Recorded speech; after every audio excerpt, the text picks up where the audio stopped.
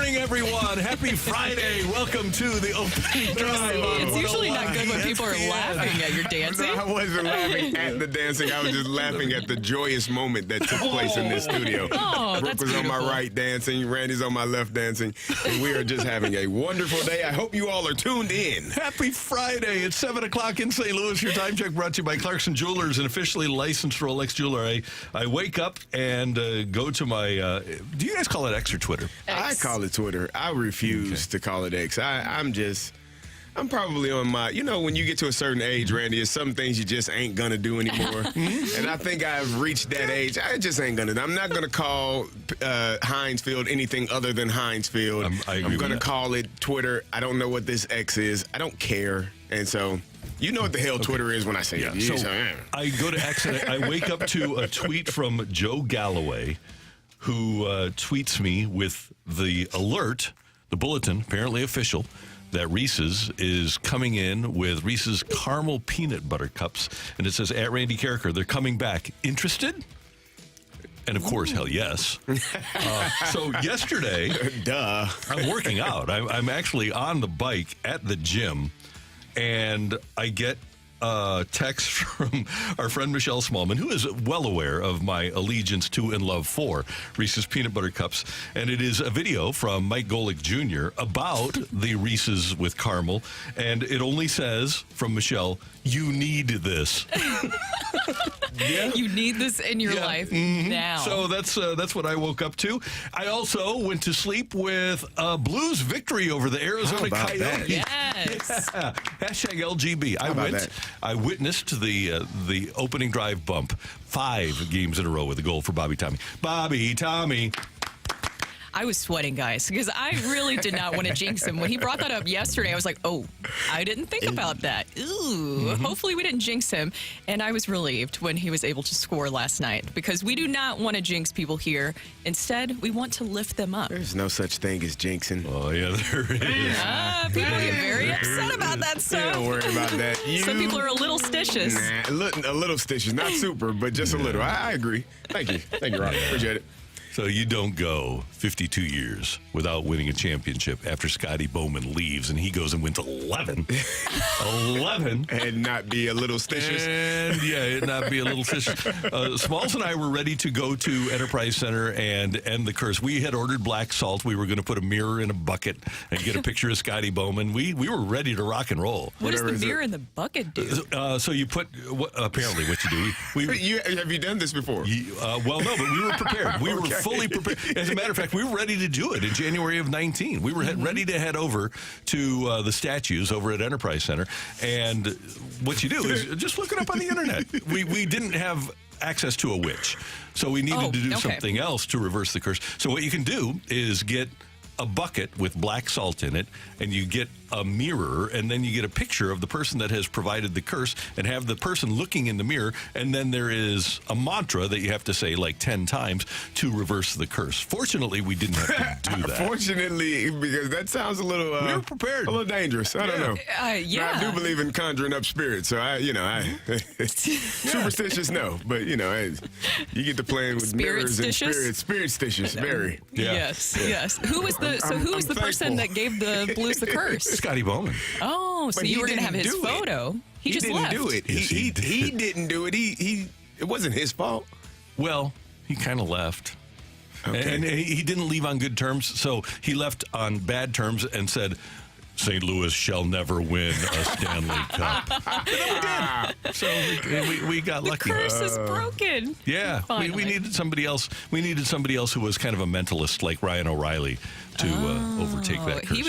He was a very spiritual guy, so I can see him finding a way to break that. Now, should we be doing this for the Blues power play? Yeah, one for, what are we, 38? One for 35. That's 0 for 7 35? last night. Is it 35? Yeah, that's a low percentage. I can't do math. Yeah, you said math is early. Math is hard. Yeah. Early, especially early. Yeah. Math is early. Math is early. That's amazing. If you are a brilliant math person, if you see math in your head, you can go and join us on our Air Alliance Team Studio Cam. Just go to YouTube, 101 ESPN STL, or you can send us a text. No calculators allowed, send us what the percentage is of 1 for 38.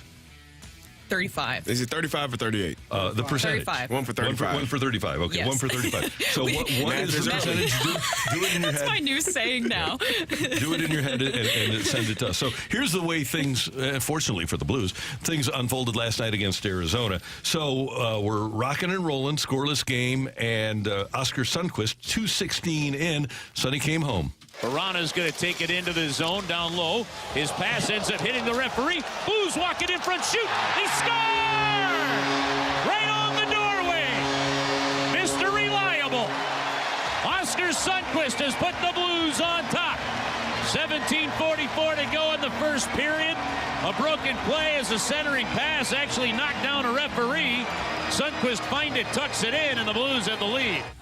So it was 1-0, and then at 9:07 of the first period, somebody named Liam O'Brien cross-checked Sammy Blais.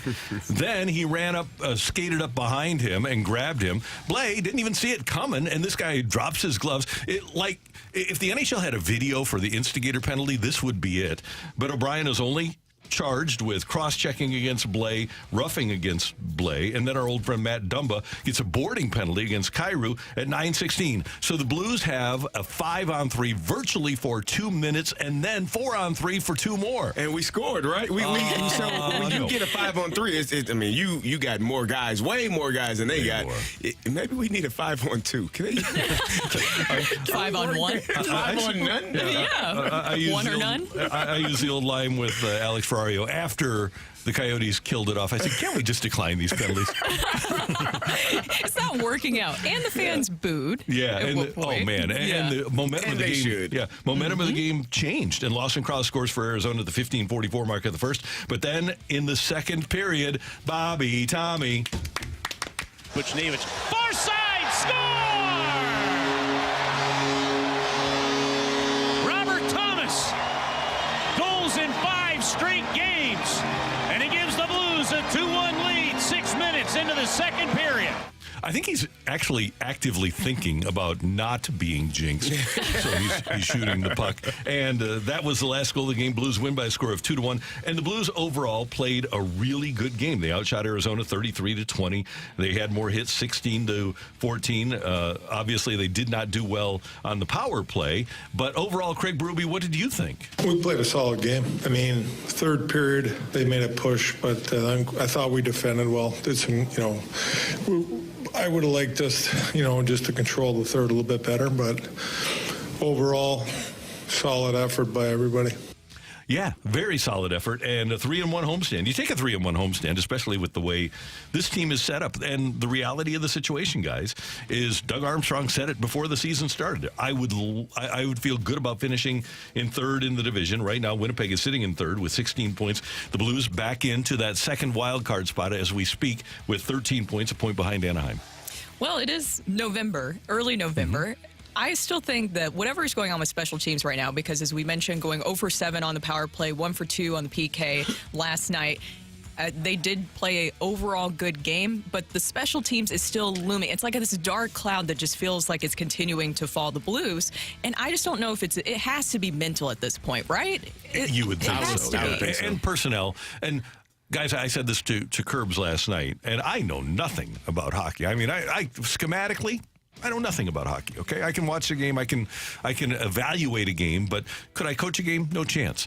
But I do remember watching when Al McInnes, who might have been the best point man in the history of the league, would be on the point for the Blues.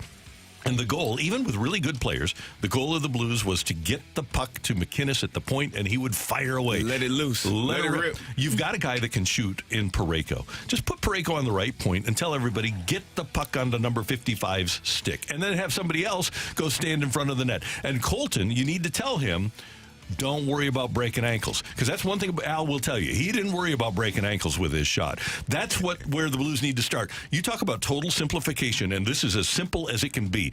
Get the puck to the point and tell your point man who has a 100-mile-an-hour slap shot, let her rip. I asked Jamie about that yesterday. I didn't understand. I don't understand why they don't just let it rip. I mean, at some point, opposing players are wise enough to say, you know what, the hell with that. I'm not going to stand in front of it. I love the team, but I don't want to get my ankle broken again or have my shins hurting, my legs. I don't need that type of pain in my life. So they tend to move out of the way at some point. And then you have opportunities where maybe that shot goes in, maybe you get a rebound. I don't know what, Brooke, you said it, maybe it's mental, maybe it's, talent, maybe it's just an inability to do it, but you shouldn't be this bad. And if you have a 5-on-3, there is no way you shouldn't come out of there with a goal. No, there is no way. By the way, the percentage, thank you everybody for getting all the texts in, because as we mentioned, math is early, math is hard. The percentage is bad, is what somebody said from the 636. We did get a more resounding 2.8%, and that would put them dead last percentage-wise in the entire league when it comes to the power play. Now, the NHL has them at 2.9. Ooh. So are you saying that people are not mathing early? It's early. So Yeah. The extended fraction mathing is mathing. 2.857, so the NHL rounds up okay. There you to go. the 100th of the That would So be they're right. 6 percentage points behind at number 31, Philadelphia. There are 32 teams in the league. How many goals do the Sharks have on the power play? Let's Oh, see. no, Gary, no, we don't need to know that. I think we can. I would love to know Please. And by that. the way, they beat Edmonton last night. The Sharks actually are 21st in the league at 17.5%. Wow. So How many games have they won? Two? Two Three? now. Two? Two. Yeah, they're on a roll. Awesome. Yeah. They got more games when we have power play goals. Speaking of on a roll, the Bears beat the Panthers last night, 16-13 in Thursday Night Football. Bryce Young and his team fall Riveting to game. fall to Tyson Division II guy. I feel like you should get compensated for watching that game, if I'm being honest. So should Al on, Michaels. man. Poor Al Michaels. Like, come on, man. Jeff Bezos got to be sitting there like, yeah, you're killing me here. I paid a lot of money for this, and this is the product that I get. He's gonna renew his deal and say, They hey, wouldn't even let him buy the Commanders, that's ridiculous. right? I mean, it's a shame. It's too bad. I don't know if he would want to invest in the NFL anymore after this slate of games that he's getting on Amazon. I don't know what else to say Who about the hell those thought two that this was teams. going to be a good matchup? Even if Justin don't think Fields was anybody healthy, did. even if Bryce Young was, come on. Tyson like- Bagent doesn't move the needle for you? No. Both of these teams had the Bears were the number one seed. Had the number one overall draft pick last year. They traded it to the team that they played last night. The thought process is this: are you going to be excited next year to watch the Colts, to watch Anthony Richardson face off against C.J. Stroud? In his second year? Yeah. Yeah. Well, they thought potentially the quarterbacks could be good. Yeah. Have they So that was the have thought. they not watched any football? Fair point. Here's the way this thing. By the way, so the first Amazon Prime game was Vikings and Eagles. You like that one? Okay, Vikings were in the playoffs last year. Eagles were in the Super Bowl. Second game, Giants were in the playoffs last year against the 49ers. They were in the playoffs. You're thinking, okay, that's pretty good. 30-12 in favor of the Niners. By the way, the first game, Eagles and Vikings, was 34-28. Third game, Lions. Mike Mart said that's a team nobody wants to play in the playoffs. Taking on the Packers. Finale from last year. That's their third game. Not bad when you're thinking, okay, heading into the season. Fourth game, Bears and Commanders. Okay, no, you didn't want that. No. Fifth game, Not great. when fifth it game, started. Broncos and Chiefs. From a competitive standpoint, you get Mahomes and you get the Chiefs, right? But from a game competitive standpoint, you don't want it. 19-8 Chiefs. Then week 7. Saints and Jags, you didn't want that, even though the Jags were a playoff team last year. And then Bucks and Bills, you knew Baker Mayfield. And then Titans and Steelers, all due respect, guys. Hey.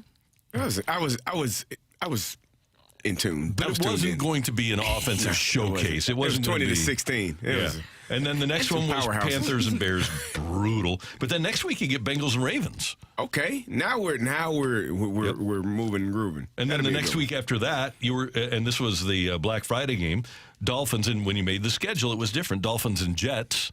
So Tua against Rodgers, and the Dolphins were a playoff team last year. Seahawks and Cowboys. Every network, doesn't matter who the opponent is. Everybody wants the Cowboys. Then Patriots and Steelers. Who knew, besides me, that the Patriots were going to suck. Who knew? Oh, no. And then Chargers and Raiders. So actually, the schedule. They got a lot of divisional matchups, which Yeah. I think I see what they were doing there, but Come on. It's still really, really bad. All right, we're off and running here on the opening drive on 101 ESPN. Coming up, Lindenwood closes out their season tomorrow, and they are going to take on Bryant at Harlan C. Hunter Stadium. We're going to talk to Jed Stugart, the head coach of the Lions, next on 101 ESPN.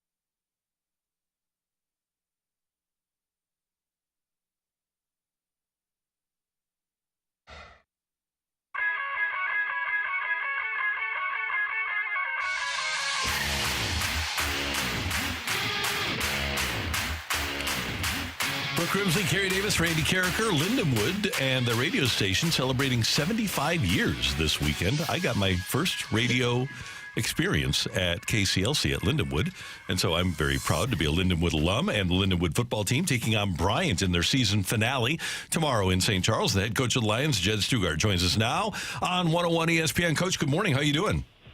Good morning. Good to be on you. I figure, Randy, they should have that studio named after you by now, I think, huh? We got to get a move on that. Yeah, I think I need to do some fundraising for that. Well, I was going to call you after the show and talk to you about that, but I figured we still need to get your name on that. Thank you very much. All right. Number one, your last game, your last home game, it seems like it was just like 2 weeks ago that we thought that we were talking to you about starting the season. Has the season gone fast for you?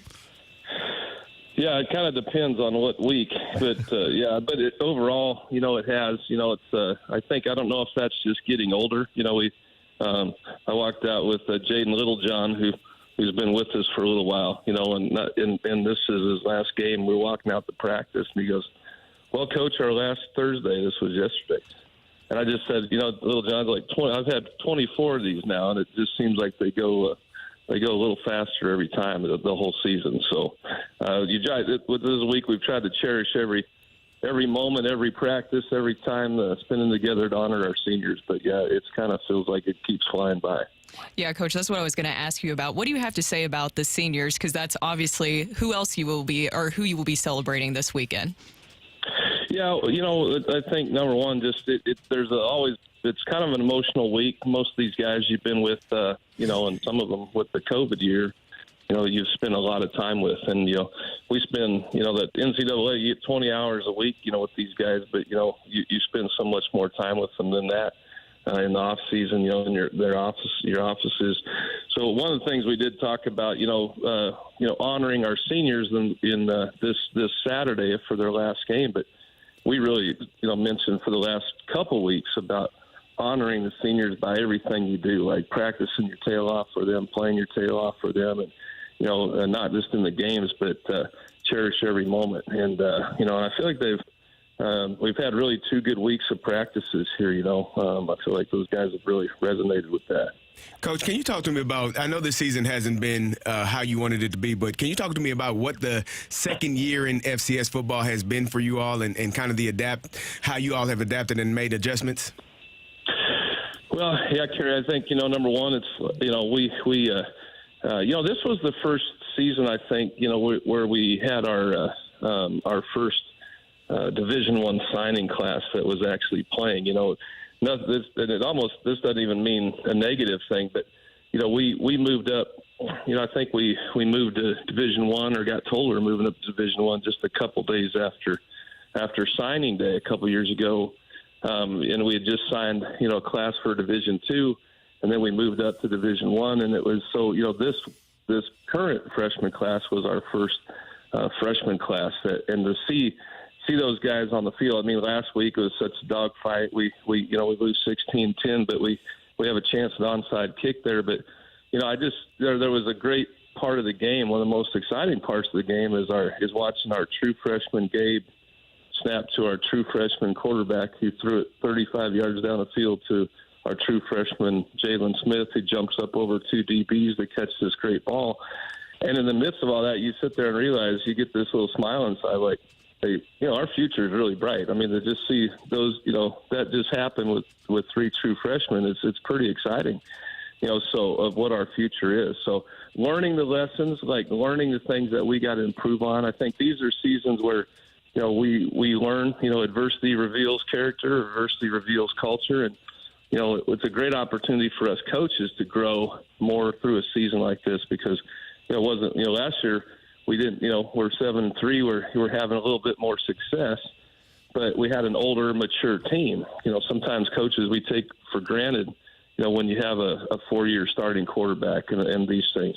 It's really grown us a lot as coaches because we've had to coach so many more aspects. I mean, just think with young teams, you got to coach off the field so much about even what time you go to bed and how much sleep you get, and we're counting how many times they eat at the dining hall to make sure they're keeping their weight. This first year I've ever went and counted how many times you're getting your meal swiped, to make sure you're getting good nutrition.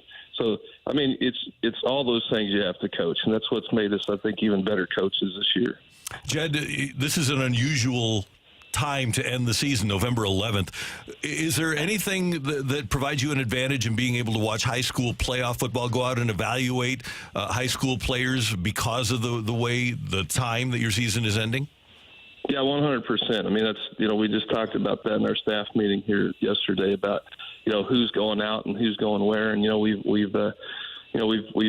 we're not quite full. We're pretty much full with our commitments, but, we're to be able to go get a quick early start on our our spring recruiting or 25 class, being able to watch them play. A lot of them are still in the playoffs, and of course that's all over.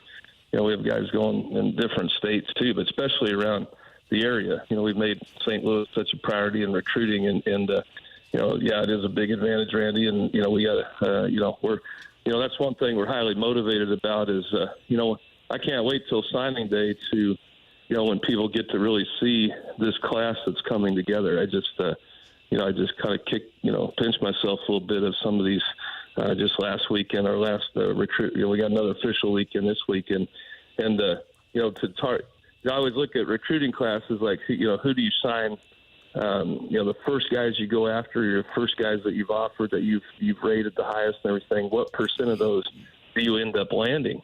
And that's what I'm sitting here looking at is like how many guys that we've offered a long time ago that we're going to sign, it just is. It's really exciting, and some of those victories that we're getting against a lot of our people we're recruiting against really shows a great future for Lindenwood football. That's what I'm really excited about. We're excited about it, too. We can't thank you enough for your time every Friday before games this year, and go get them tomorrow against Bryant. Good luck.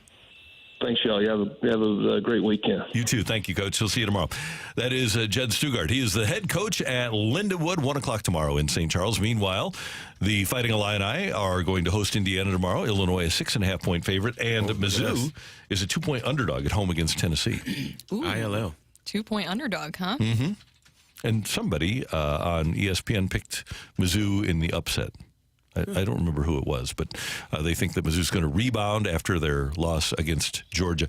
I think we tend to look at Mizzou differently because we have, whether it's positive or negative, we have an emotional investment because we see them all the time.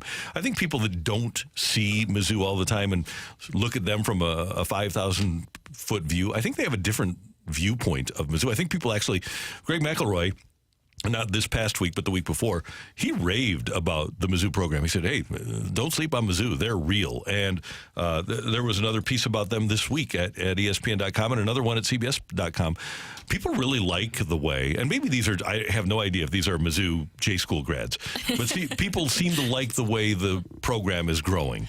Yeah, and how can you not? Because Eli Drinkwitz took, I believe, a huge step forward this season. Bringing in Kirby Moore, I think, was a fantastic decision. I think it's shown more of their offensive versatility. Brady Cook, his progression is something I really look to. And then Luther Burn, a big question is what this offense and what the receiver core would look like without Dominic Lovett. And I don't even think people are even thinking about that even more because you've had so many receivers with Luther really leading the pack, in my opinion. I think that with him stepping up and the other guys, you're not even thinking about that. And Baker, what he's done defensively for Mizzou has been really impressive.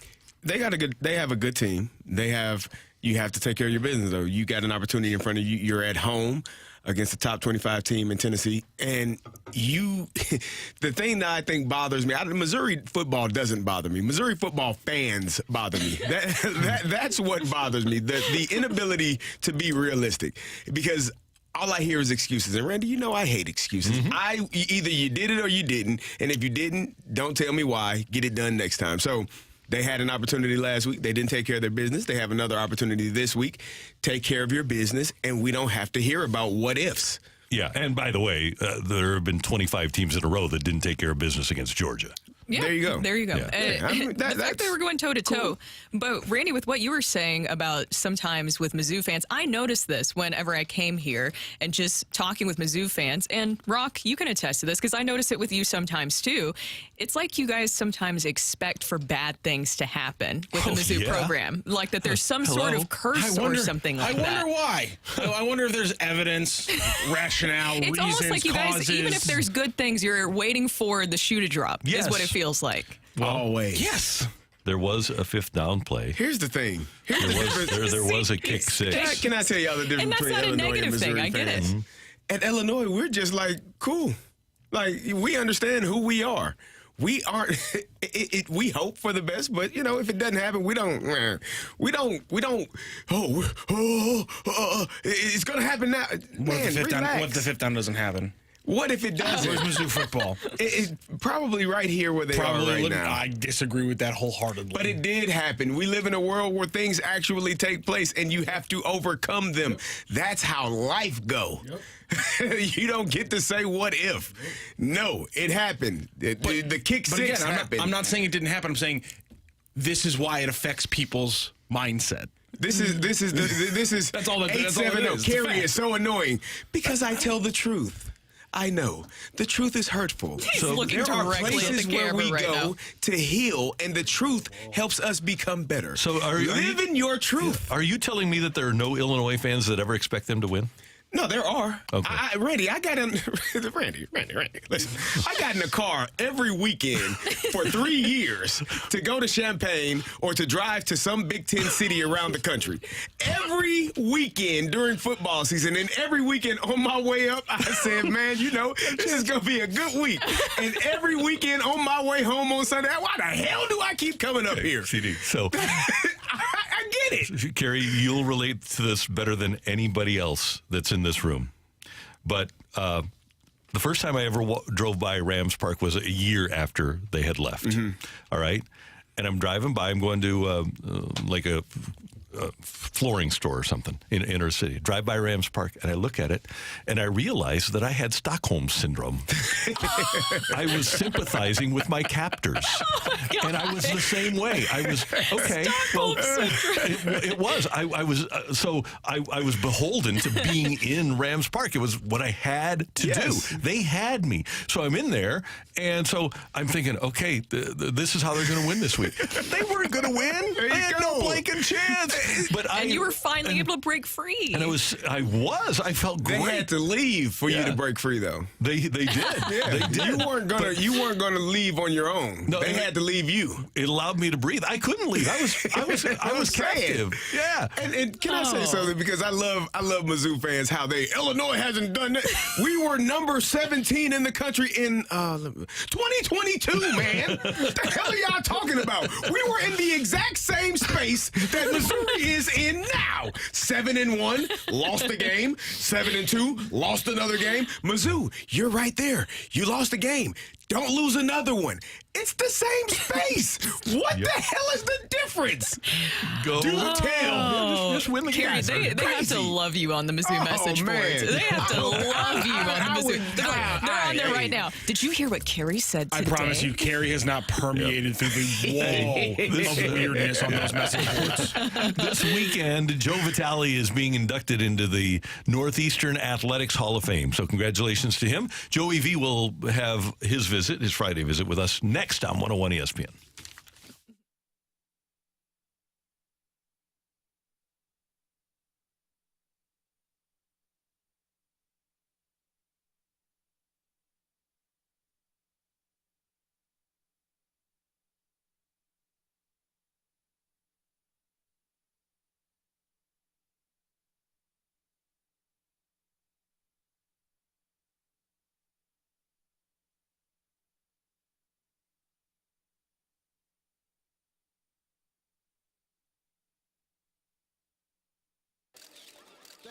Thank you. I have big news, probably the biggest. I have received a pardon.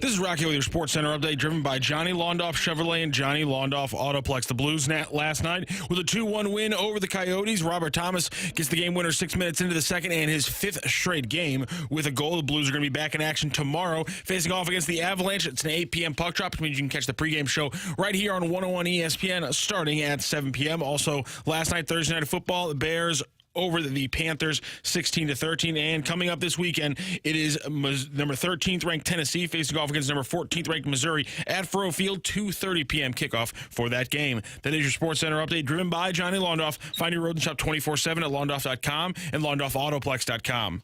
Are you kidding me?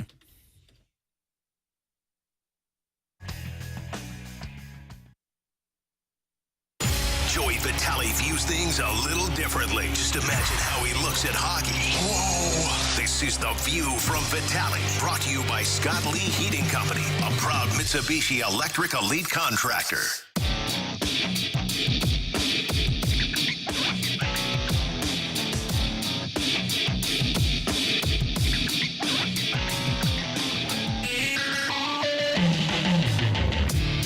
For some time that Joe Vitale is a Hall of Fame human being, one of the best people you will ever meet. And this weekend, Joe is being inducted into the Northeastern University Athletics Hall of Fame. He is a Husky, and he's on a team now that he will never be cut from. Joey V, good morning. How you doing? Hey, Randy. I'm doing great. It's great to be back in Boston, and it was a great night last night. Okay, tell us about it. Well, I tell you what, it was amazing. Kendall Coyne, of course, we all know Kendall Coyne from the USA days. She was a Northeastern Husky. She got inducted. She was here. It was the 1981 team was here as well. I tell you what, some wonderful, wonderful players. Chris Emanuel, a baseball player, and just wonderful people that were all a part of it. To celebrate, we had an award show, a cocktail hour. And it's just funny to see, a lot of these athletes. 2 of the 6 were during my era when I was here. I remember them as students, and I, of course, remember myself as a student. And just to see the growth of where they were and now where they're at today. I mean, looking at a Kendall Coyne who's literally trying to, nurse her baby and keep her quiet like a little 2-month-old little boy. And then she goes up on stage, and I just remember her as a student athlete just zipping around the ice. And, of course, my wife and I with our 5 kids, every game throughout college, there was a chapel. There was a chapel downtown Boston. It was the St. Francis Chapel. My dad took me there when I was a freshman, and I was really struggling. I remember I was just such a kid. I was really struggling with hockey. When you're young, the world is how well you're doing in sports. You don't think anything beyond that. You're so naive to think that there's any other issues in the world. And I remember I was struggling with hockey, and I just got drafted by Pittsburgh, but I wasn't really performing very well. And he took me to this St. Francis Chapel. Anyway, so long story short, I would go to that chapel before every single collegiate game for 4 straight years. I would light a candle under St. Joseph's statue. Started as a superstition, and obviously built my faith around it. Yesterday, I stumbled across the same chapel, and I knelt down before the same St. Joseph statue. I said a couple prayers, and, it just really hit me, as it hits all athletes, and I guess every human being for that matter, that, when you come back to these spots, you kind of revisit who you used to be, and I remember just being in those kneelers, and I was just such a boy. With such high hopes and high dreams, and you always think that nothing's going to work out the way it's supposed to. But at the end of the day, I was sitting there the other day looking like, my God, 5 kids, beautiful wife, awesome career, and wonderful, wonderful community of great people around me, including you guys. And just life works out pretty good. Joey, that is amazing. It's a full circle moment when you it's nothing that you think about while you're playing, but to be able to be appreciated in that manner, I'm sure it does feel great. Congratulations, brother. Well deserved. And we are happy to have you on every week. You are doing an amazing job, and obviously have done an amazing job in your career. Well, thanks, Gary. I really appreciate you saying that. But yeah, you've been there certainly as well, and all those molehills that look like mountains that you don't think you're ever going to get through, and life's going to end if I don't make this team, or life's going to end if I don't get off this scoreless streak. But it is funny. Life always kind of works out exactly the way it's supposed to, and in most cases, I think for most people, probably better than they ever imagined. Definitely. Well, and congratulations also. I just want to say that we always enjoy having you on. But, Joey, I did want to ask you just some hockey, some Blues questions right now, because we were discussing earlier, great win for the Blues last night, but the power play continues to be an issue. 0 for 7 last night, now 1 for 35 on the season. You've been there before, obviously, as a player, as we were discussing. Is this becoming more of just a mental block that they're dealing with when it comes to the power play? Oh, absolutely. I mean, it's all mental up at this point. They have the physical tools, Brooke, to go out there and score goals. I mean, they got some terrific players. I was up in the booth. Was a couple games ago with the New Jersey, some of the brass in New Jersey. Jim Madigan's daughter, she's the assistant GM. Tom Fitzgerald as well. And we're kind of looking at this roster, and every scout, Neil Komodowski, I was talking to him. He's a Vancouver scout. Alex Brooks with Chicago. I always kind of mingle with some of the guys in the intermission, and everyone always says the same thing. So this is a good perspective for scouts outside of the organization. So this is a very unbiased opinion. They all say the same thing. They say, man, look at this roster. I mean, it's not like you guys don't have the talent to be scoring goals in the power play. I mean, they're like, look, Jordan Kyrou shot. You got Robert Thomas, who's heating up 5-on-5. He just can't convert to power play now. Pavel Buchnevich, Braden Shen. What a net from presence. Kevin Hayes has had his most hay and obviously his most success on the power play as well. And we all know that Torrey Krug can run a power play better than anyone in the league. So it's not that the personnel is an issue. It's really just about confidence. And I know that once the one goes in, it's going to start piling up in a hurry. I remember my days in Arizona. We had a penalty kill that on the flip side was like equally, if not as bad. I mean, it seemed like every game we were letting in 2 PK goals for every 4 chances. We were flirting around 40%. It was just really, really ugly. And I remember stepping over the boards in that like month and a half stretch where there was like maybe let's call it 15 or 20 games. And you'd step over the boards just waiting to get scored on. I mean, you couldn't shy away from the fact that we will get scored on at some point. It's just a matter of when. And that was a really bad mental fatigue to kind of set in because for so long you kind of get pounded down with goals against. And it's the same thing for the power play. It's all about confidence and just getting into a rhythm and just stepping over the boards with purpose and conviction that we're going to go out there and do a job. And in order to do that, you really have to have some success to back it up to give you that confidence.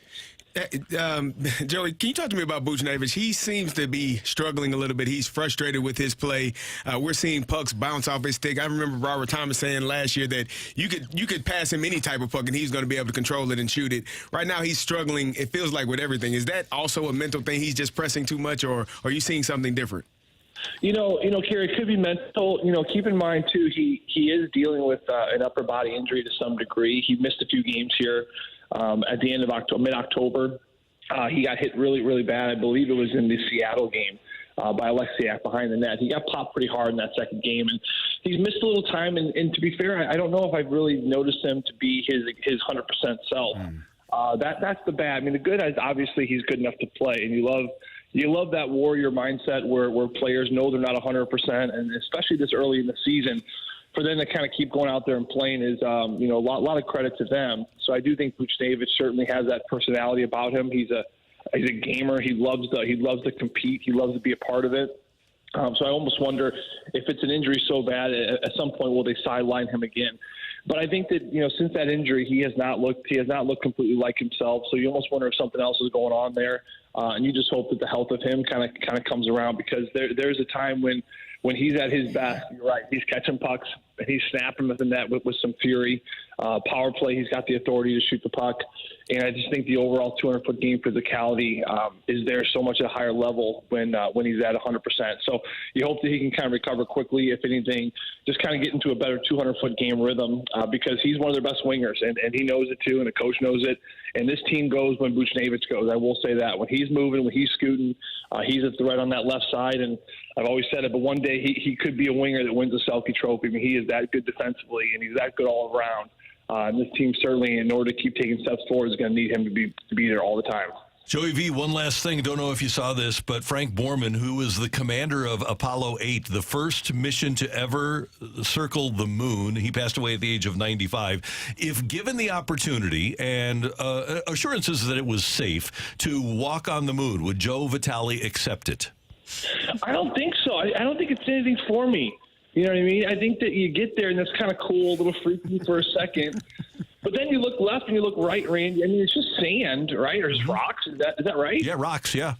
Yeah, I mean, listen, I've been to some of the nicest beaches, and the first day, you're like, whoa. We've all been there, right? We've all been there. It's like, whoa, this is unbelievable. And then day 2, you're just like, eh. You know what I mean? The good thing about a beach in Florida is, like, I can always hop on a plane and come home if I'm not liking it. We went to Disney World a couple of years ago, and we stayed at the Animal Kingdom.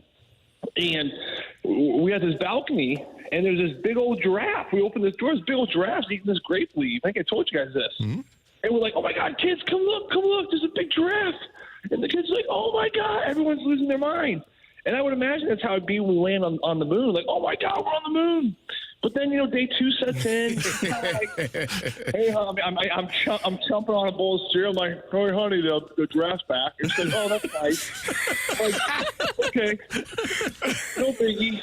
This is how we're conditioned as humans. It's the treadmill effect of just like you just kind of find the norm. You find the medium ground always. So again, the good thing about finding that medium ground when you're in Florida is you can always come home when you get bored. But if I'm on the moon, that's going to take a long time to get back. Kind of stuck, yeah. Kind of stuck. So what does today entail? Last night was the induction. Are you guys coming back today, or do you have a weekend of festivities? Randy, I'm just going to be honest with you. Okay, I'm going to be honest with you because you're my good friend. We had these plans. My wife and I are here with my parents. My parents are at a hotel across the street. We're at the Colonnade, which is an awesome hotel in Boston if you've never been. We left all our kids at home. They have school. We had these high hopes, my wife and I, to, like, revisit Boston because, she went to Northeastern, too. Mm-hmm. She was, we met freshman year, so we were going to go see our old sites and go down Newberry Street, maybe go to Beacon Hill and just maybe, have dinner at the North End.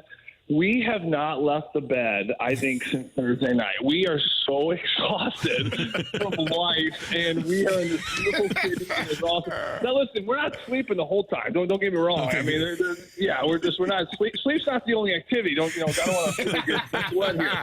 We are in bed, and so I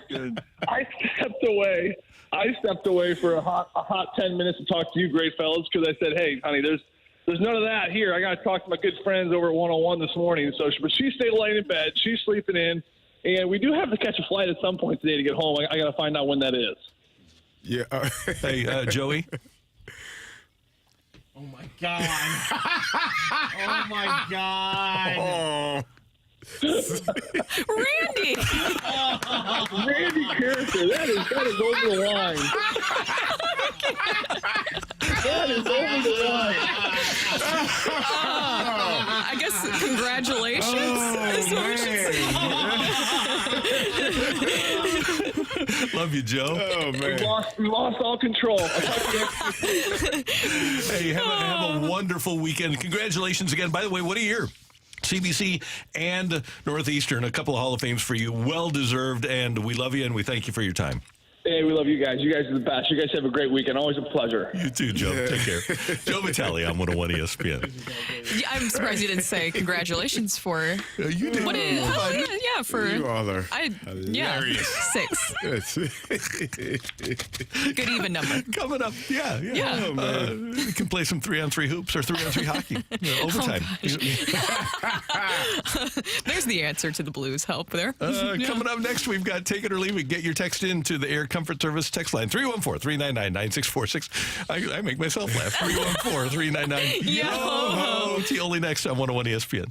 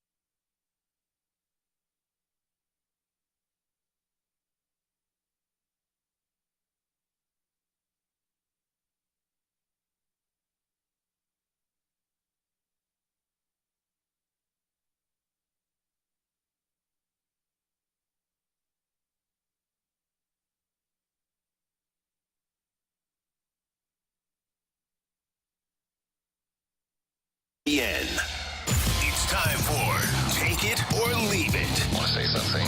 Put it out there. If you like it, you can take it. If you don't, send it right back. Get your text into 314-399-9646 and give us your Take It or Leave It. Brought to you by Gloria Lou Realty. Visit GloriaHasTheBuyers.com and start packing. That's my final offer.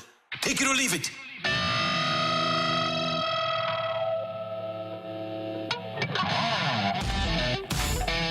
Time for TIOLI here on 101 ESPN. Guys, a gentleman by the name of Ira Kaufman has covered the Tampa Bay Buccaneers for many years. He's got a podcast now and suggested on his latest podcast that after this season, when they fire Todd Bowles, that the Tampa Bay Buccaneers will pursue Bill Belichick as their head coach. Take it or leave it, Tampa would be the perfect place for Belichick to retire to. Why is that? Just because it's nice and warm. I'm going to leave it. Yeah. I don't, all year long, you can walk outside with your shirt off. I knew. I was waiting for this. I was like, this is going somewhere. Are we? Come on. Take it or leave it. That Ring doorbell camera video of Bill Belichick isn't good and probably was released for a certain reason. Listen, man, if people have information, if you're doing something, people know they're going to hold it for until they feel the need to let everybody know. Yeah. It's unfortunate. Wouldn't it be something, though, if Brady would go to Tampa and win a Super Bowl and Belichick would go there and just be an abysmal failure? then that conversation, I think, it's very the Brady clear. way is what they're going to call it. They're going to change the name of it. Instead of the Patriot way. Yeah, it's going to be right. the Brady way. The Brady way. By the way, Jason Licht, the general manager of the Bucs, was in New England, had a great relationship, still has a great relationship with Belichick. They share an agent. And obviously, the Glazer family has gone after Parcells and Belichick guys in the past. So it's not out of the realm of possibility. So there's been plenty of conversation last week, about what's going on at the University of Michigan and how they are sign stealing and doing a bunch of things. And Michigan has reported that we have information on everyone. Take it or leave it. There is no penalty whatsoever. Oh, I'm going to take that. I'm going to take that, too. Maybe a fine. It's going to be a slap on the wrist. It'll be a slap on the wrist. We all know that that's what's coming, right? Yeah, no games missed. Yeah, I agree. Because you don't want to open up Pandora's box, because Michigan, it doesn't appear as if they're playing games here. They'll hand over all of these receipts to the media, and they'll certainly take it to court. And show that everyone's doing it, so why are you punishing us? So now you got to punish everyone. And then you see the collapse of the NCAA and football, college football as we know it. Take it or leave it, playing off of that, Connor Stallions and his refurbished vacuum business. It was not actually a business. It was a front. I'll take that. Yeah. Here's the thing. I don't believe it for 1 second. I'm so invested in the story. You know what? Open Pandora's box. I am fully in on this story. I want to know every single detail, because more and more that gets released, it's wild. It doesn't even seem real. It seems like the show The Ozarks. Hard to imagine that somebody could spend more time on this than Brooke Grimsley does. Oh, I've been obsessed. I have been obsessed. You brought up something the other day about a documentary about Connor Stallions. Like, do you think that people, when they do things that are wrong and they make documentaries or write books, they should receive the funds for that? Do you think that's okay? Ooh, like Connor would get it? Yeah. Like, do you think that that's fair? Like, I can do all these mischievous things and, just ruin a bunch of people's lives and careers, but then I can write a book or make a documentary and I can receive all of the funds for it. Well, it makes me think of that one girl who pretended she was an heiress. I think her name was Anna Delvey. Have you guys heard that story where she pretended she was an heiress? Now she scammed people, and she was able to make money off of that, but she had to use it towards paying back her victims. Restitution. So if there is like a way where you, I guess, stole money from people and it goes back to them, then maybe, but I agree with you. You shouldn't be able to profit off your crimes. But in the case of Connor Stallions, I do want to see this whole story and documentary. I need it to happen ASAP. All right. Matthew, what do you got there on the text line? Take it or leave it. We're going to talk about this a little bit later, but take it or leave it. The Michigan scandal is the catalyst for Harbaugh returning to the NFL. I'm going to... Yeah, I'll take it. I'm going to take it. He's going to run away from this. Run away? To a lot of money. Where's he going? Either the Chargers or the Bears. I would prefer the I can Bears. see the Bears. Yeah, I like the Bears. You played there. It's a kind of full circle type of deal. Go ahead. I'll take it. Take your lead at Cody Schrader's playing on Sundays. Oh, take it. I'm going to Leave take it. it. Really? I'm going to leave that as well. He's going. No, he'll get a. I mean, I don't think he'll be a high draft pick. He'll probably be a free agent, and he'll have to work his way. I mean, it's not. There are plenty of teams that need special teams guys. He can be a core special teams guy, get an opportunity here or there. Run the ball, pass pro. Both Henry Josie and Larry Roundtree were better running backs than Cody Schrader, who's a good running back. And Beatty. Yeah, and Tyler Beatty. Great point. And none of those guys really got a sniff in the NFL. He leads the SEC in rushing right now. I don't think. I'm thinking about it. I don't know that Beatty was. Beatty was really good. Yeah. He was explosive. And a special teamer, too. I don't know that. I have to look at the side. I think Beatty might have been smaller, if I'm not mistaken. A little bit. Yeah, all of that plays into it as well. I think Cody Schrader is a really good running back, and this isn't just because he's in the SEC running football well. I think he does a really good job, and his work ethic clearly going from D2 to a starting running back in the SEC. I think that alone will allow him. He'll work his way on a football roster. Cody Schrader is 5'9", 214 pounds, according to ESPN. You put him behind a good enough offensive line and say one cut downhill, he could have a couple good preseason games. Who were the other two running backs you said? Larry Roundtree. Beatty led the SEC in rushing. I don't think Roundtree was. I don't think he was better than Schrader. Just looking on, just from my memory, I could be wrong. Tyler Beatty was 5'8", 196 pounds.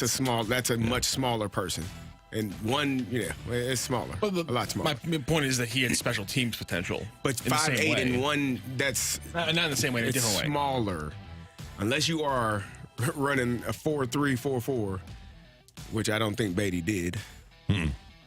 It's not. It's different. Take it or leave it. Cardinals should trade Carlson for Alex Manoah. Straight up. In a blink. Straight up. Now, let me add a caveat here. Okay. Alek Manoah was really bad last year. He was second in the Cy Young voting in his first year in Toronto. If the Cardinals have somebody that can fix pitchers that are broken, then you make that move. To this point, our pitching coach really hasn't fixed a broken pitcher. So until he does that and I can build some confidence in that, I'm not going to make that move. I don't need... Alek Manoah had a really bad year. He might have been the worst starter in baseball last year. But he's got stuff, he's got demeanor, he's got attitude. Under normal circumstances, 98% of the time I'll do it, but I'm not confident that the Cardinals can fix him right now. Do you give Dusty Springfield some credit, not a starter, but Jordan Hicks and what he was able to turn around last season? What about Steven Matz before he was injured? No. Okay. No, Steven Matz just went back to JoJo Romero? Yo-yo. Yo-yo? Yo-ho. Yeah, I can go there. I can go there. Yeah. You can go there? Yeah. So maybe it's just because I agree. I think that would be a fantastic trade. I want that to happen. Maybe that could be a possibility of working out for the Cardinals. But I do agree with you. I've been saying this. I want them to supplement the coaching staff. I don't think there's anything wrong with that. Are they going to trade straight up 1-for-1? That's what they're saying in Toronto. Well, hey, we've made a few trades with Toronto. Oh, yeah. Toronto, eh? One more? Yes, take it or leave it. The next big Travis and Taylor headline is the breakup. No, I'm going to leave it. He's going to Buenos Aires. Yes, he is. Did you hear this, CD? CD, did you hear this? And I don't. No. Yes, you do. I haven't. What do I need to know? You need to know that Travis is going to go see her, right? Yeah. Randy? He's going to spend the week with her, the bye week, yeah. He's going to spend the whole bye week, huh? Yep. But this texter is saying...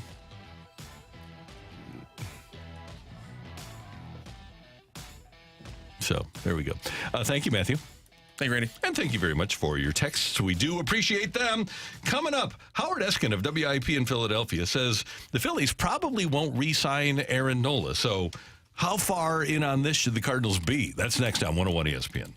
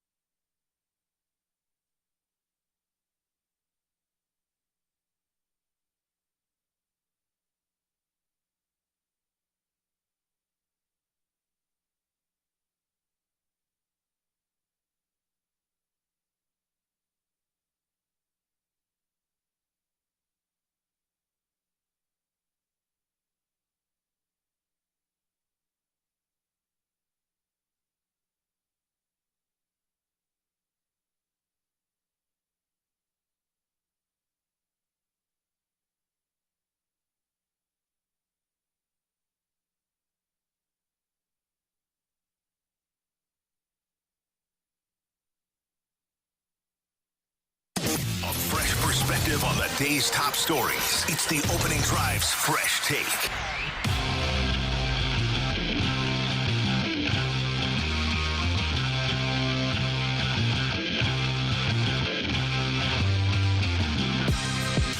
In St. Louis, your time check brought to you by Clarkson Jewelers, an officially licensed Rolex jeweler, now 806. Bing, right there, 806. Time check brought to you by Clarkson Jewelers, again, an official Rolex jeweler. With Brooke Grimsley and Kerry Davis, I'm Randy Carricker, and we've talked a lot about the Cardinals and Aaron Nola and what it would take to get Aaron Nola. And Howard Eskin, who is a legendary talk show host in Philadelphia, was doing his show and was asked by his co-host about where the Phillies stand with Aaron Nola. The Phillies owner, John Middleton, famously said a few years ago, we're prepared to spend some stupid money. So here is the exchange between Howard Eskin and his co-host about Nola. I'm hearing the Phillies will probably not sign Nola. And there's multiple reasons for that, because his agent's not stupid. His number starts at $30 million, but it's not $30 million for 3 or 4 years. It's $30 million probably for 7 years. And somebody out there is going to pay $30 million plus for 7 years. From what I'm hearing from inside there, they are not going to do that. They are not going to do that. And Snell is actually, I heard that name yesterday, and that is a possibility. Okay, so Max Scherzer, who has never been confused in terms of quality with Aaron Nola, 9 years ago now, got a 7-year contract for $210 million. The exact same contract that Howard Eskin was referring to. 7 years, $210 million. Aaron Nola turns 31 next June. This past year, he gives the Phillies 193 2/3 innings. He has an earned run average of 4.46, 202 strikeouts. Year before that, 205 innings, 3.25 ERA. Year before that, 180 innings, 4.63 ERA. And he's always had a decent strikeout rate. So my question is, and by the way, I will start by, I love spending other people's money, and I would do that. Easiest thing to do. And I think I've said this before. I would do 7 and 210 for Aaron Nola. Knowing that the Cardinals are working within the confines of a budget, let's just assume that the Cardinals are going to start the year at $175 million. Do you allocate 30 of that to Aaron Nola? Based off of John Mozeliak's comments, because that word prudent just continues to stick out to me, and the other word volume sticks out to me. It looks like they are wanting to be able to address the starting pitching in a way where they can still address the bullpen. I know that even a bat has been brought up in some conversations. I see this contract, and what concerns me is his regression last season during the regular season. Now, postseason looked really good, but is there some concerns there, especially with the Cardinals' history when it comes to free agency, that you would keep him until his age 37 season, or 37 age? Here's my thought process here. It's twofold. Number one, if I'm the Cardinals, I need to turn things around in a hurry. I can't let this thing spiral and let Cardinal Nation just become a thing, all right? The other part of it is my revenues, despite what people are thinking about Bally, should be significantly higher in 7 years because Major League Baseball is going to take this in-house and they're going to sell their own advertising. And there's not going to be a middleman. So the Cardinals, rather than doing something like just getting a rights fee, which is guaranteed, you get it, but there is no risk on their part. There is risk, but tremendous reward if you produce your own television. That's why the Yankees have such high revenues. That's why the Cubs have such high revenues, why the Dodgers have such high revenues, because they've taken their television in-house. The Cardinals can do that in St. Louis if they maintain their quality, because you do have to sell advertising. But yes, I would do it from a financial standpoint for the Cardinals. I'm not worried about this year. In fact, I need this year. And the biggest fear I would have if I were the Cardinals is looking at recent history and the number of free agent pitchers that have not succeeded in their first or second year with a new team. I think I would love to see the Cardinals do it. I think them spending money would be a step in the direction that they haven't been in in the past, whether it's Nola, whether it's Yamamoto, just going out and saying, I'm not saying spend stupid money like some of these other teams are, or as they have said, but going out and showing your fan base that we are committed to the 2024 season. We saw the error in our ways. We realized what we didn't do last year, and it cost us to lose 91 games, finish fifth in the division, dead last, and be 20 games under 500. We are not going to put ourselves in that position again. We're going to go out and show our fans, show our fan base, and the team that we have here that we're trying to actually win games. No one can project if a person is going to get injured. No one, the New York Jets didn't have on their bingo card that Aaron Rodgers was only going to play 4 games. So when people say, well, what if they get injured? What if they don't? You don't know. You can't play that game with injuries because you don't know. Someone's arm may fall off after the first pitch, or it may be the final pitch of the World Series. You don't know. Kerry, to your point, in the last 5 full seasons that Aaron Nola has played, let me go back to this because he does take the ball. Since 2017, when he made 27 starts, came up and made 27 starts, he's started 33, a league-leading 34, 12 in the COVID season, 32, 32, 32. He has taken the ball every opportunity he's had to take the ball in each of the last 6 seasons. So sounds like a guy that is trustworthy. Right. I would buy into his durability. Brooke, one other quick thing. The best free agent the Cardinals could sign would be Chris Carpenter to be in their dugout and help their pitchers. They do. I totally agree. They need to supplement their coaching staff. I think that it's very clear, even though I pointed out earlier, maybe there is some credit that you could give to Dusty Springfield, Dusty Balake, when it comes to the progression of Blake Lively. Blake. Okay. Dusty Blake. I'm sorry. It's hard to remember sometimes, but maybe you can give some credit with Jordan Hicks and Yo-Yo Romero and all that different kind of stuff, but you can't ignore what happened to the pitching staff in general, specifically the starters last season. And if you supplement the pitching staff, then you can make a lot more moves, I believe, like that would really help if they're wanting to address the volume. Now, when I was talking about the whole Aaron Nola situation and keeping him to age 37, which is what that 7 years would do, I'm just trying to put on my John Mozeliak thinking cap, or should I say bow tie, on what they're thinking about. Reading between the hieroglyphics of what he's saying when he's saying prudent and volume, and when you hear the money and the revenue decreasing because of ticket sales, and the Bally Sports keeps being brought up. And then I look at the potential of Sonny Gray and what he will likely sign. 3 years, $72 million at age 34. Doesn't that kind of sound like what the Cardinals would likely do there, especially their fear of what happens in free agency, which we've seen time and time again? I feel like that would go into their decision-making this offseason. Be so on brand for them. I just don't. I don't. And I don't agree with it. Yeah, I don't live in a world where I'm fearful of what if. I'm more fearful of what if I don't. What if I don't do this? What's going to happen? I can't worry about what the fans. That's part of being a great leader. You don't concern yourself with everyone and every voice and everything that is being said. You do what is best for your team. Now, maybe Mo thinks what's best for their team is going out and signing Sonny Gray, and if that's what he thinks, if it goes well, cool. If it doesn't, then people are going to have words or things to say. If you go out and sign Aaron Nola and he doesn't do well, I think the cushion that you land on will be a little bit softer. It's like college recruiting. Like these coaches, they'll see a kid that's 5'11", like, I like him. He's good. But if he's 6'2", playing the same position, like, I want that kid. Because it's easier to sell saying, that kid was a little bit smaller. He's 5'10", 5'9", 5'10". But this kid is 6'2". He's supposed to be better. He's bigger. That's just the mindset. So with pitching, if you're looking at an Aaron Nola in comparison to a Sonny Gray, if Aaron Nola comes here and he stinks it up, you have a little bit softer landing spot than if Sonny Gray comes here and stinks it up. Okay, so let me play a little game here. So Howard Eskin said that he's hearing the number is 30 over 7. Mm-hmm. You call up Nola's agent and say, what are you looking for? They say 30 a year over 7, 210. If you're the Cardinals, do you say, okay, let's do this right now. 24 hours, we're going to have this deal done, or we're not? Do you do it? If I'm the Cardinals? Yep, you Yes, put it, so they tell you what the number is. You say, okay, we're doing it. And you put a deadline on it. Do you find out right now whether or not you can pull this off? Because if you're the Cardinals, you got to work fast. Otherwise, you're going to get passed up. Well, in that 24 hours, you know what Aaron Nola's agents are going to do?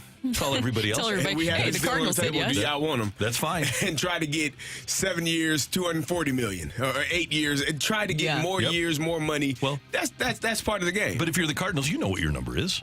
You you aren't going to go to it ain't 20 $30 anyway. million a year. Yeah. But that's what it feels like, right? And you heard the reports that Mozeliak indicated that they want to strike early, right? That they want to set the market.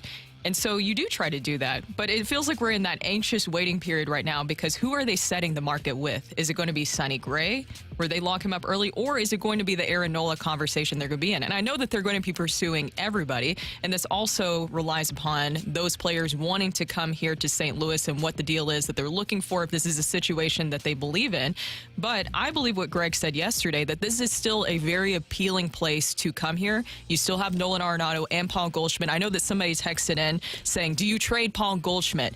John Mozeliak was asked about that. Derek Gould has an article out right now where he asked him that question. That doesn't seem to be a possibility of what they're looking for this year. And my impression is that Paul Goldschmidt doesn't want to be traded. He's moved his family here. He's got a no-trade clause.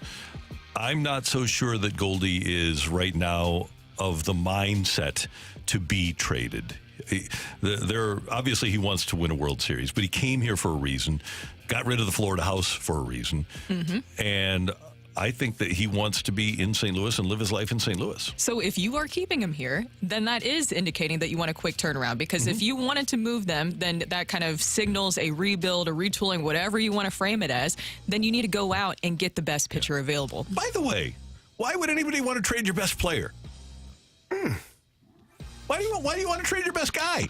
Well, because he's a little bit older, a little long in the tooth, and he's going to be a free agent after next season, and you're going to either have to decide to re-sign him or move him for something that can help you in the future. I don't want to trade my best guy. Oh, is he still going to be your best guy in 2024? He'll be in your top two. Yeah, I agree. Yeah. But if you're the organization and you're looking for the future, but how many more years? You're saying quick turnaround. Quick turnaround, but you also have to be able to do both. You have to be able to plan for now, but also be able to see what's going to happen 5 years from now and how you go through that process. When you're looking at the now, yes. When you're looking at the future, what are you saying? Is Paul Goldschmidt going to be a part of this team in 2028? Yeah, well, he's not, but I believe from a Cardinals standpoint, they're going to do better with Paul Goldschmidt at first than having Victor Scott in the outfield or Chase Davis in the outfield or somebody like that, and Walker at first. Coming up on 101 ESPN, a lot of NFL quarterback news, and we'll talk about that with our NFL news and notes on 101 ESPN.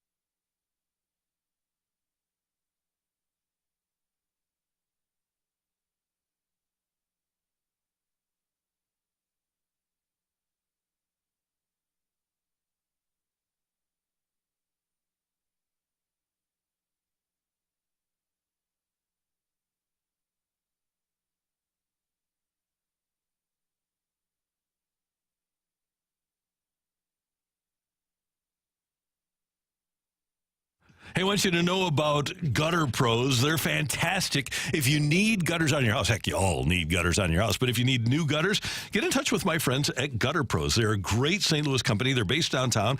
They'll do work within a 50-mile radius, and if you want to set up an appointment, Gutter Pros can come out and provide you a free estimate, and they do great work. And they do more than just gutters. They do siding and soffit and fascia. They'll come out, provide, as I mentioned, that free estimate, and they're A-plus rated by the Better Business Bureau. In their reviews, 4.9 out of 5 stars. They're a wonderful company. They have a really professional staff of experienced people and a great support staff as well. And they're all about St. Louis. They're from St. Louis. They work in St. Louis. They've been here their entire life. And so they know exactly what they're doing. They offer financing jobs for over $2,000 through a third party. And they invite you to check them out at Gutter Pros. Go to gutterpros.com, Gutter, gutterpros.com, and you can just fill out a form on there.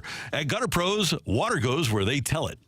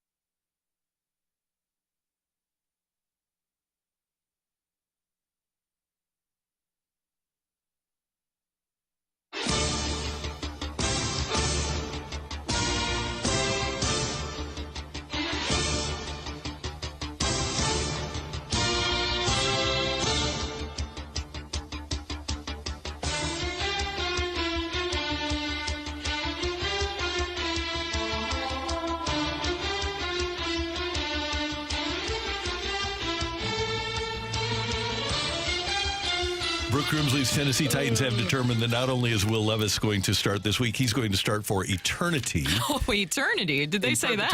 I missed that part of the press conference. Yeah, so Ryan Tannehill, see ya.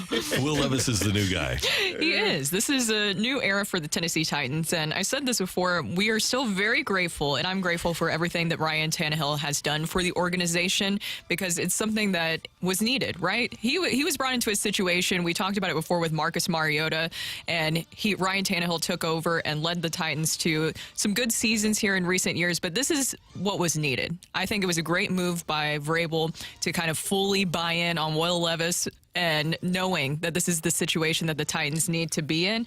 And with the AFC South, you see so many of these young quarterbacks rising right now. You look at C.J. Stroud and what he's doing with the Texans. You look at the Jacksonville Jaguars and how they really have built up Trevor Lawrence over the years. And I was really worried that the Titans would be behind the times on actually getting in a young quarterback that could really lead this franchise, because we knew that Ryan Tannehill was not going to be the long-term answer.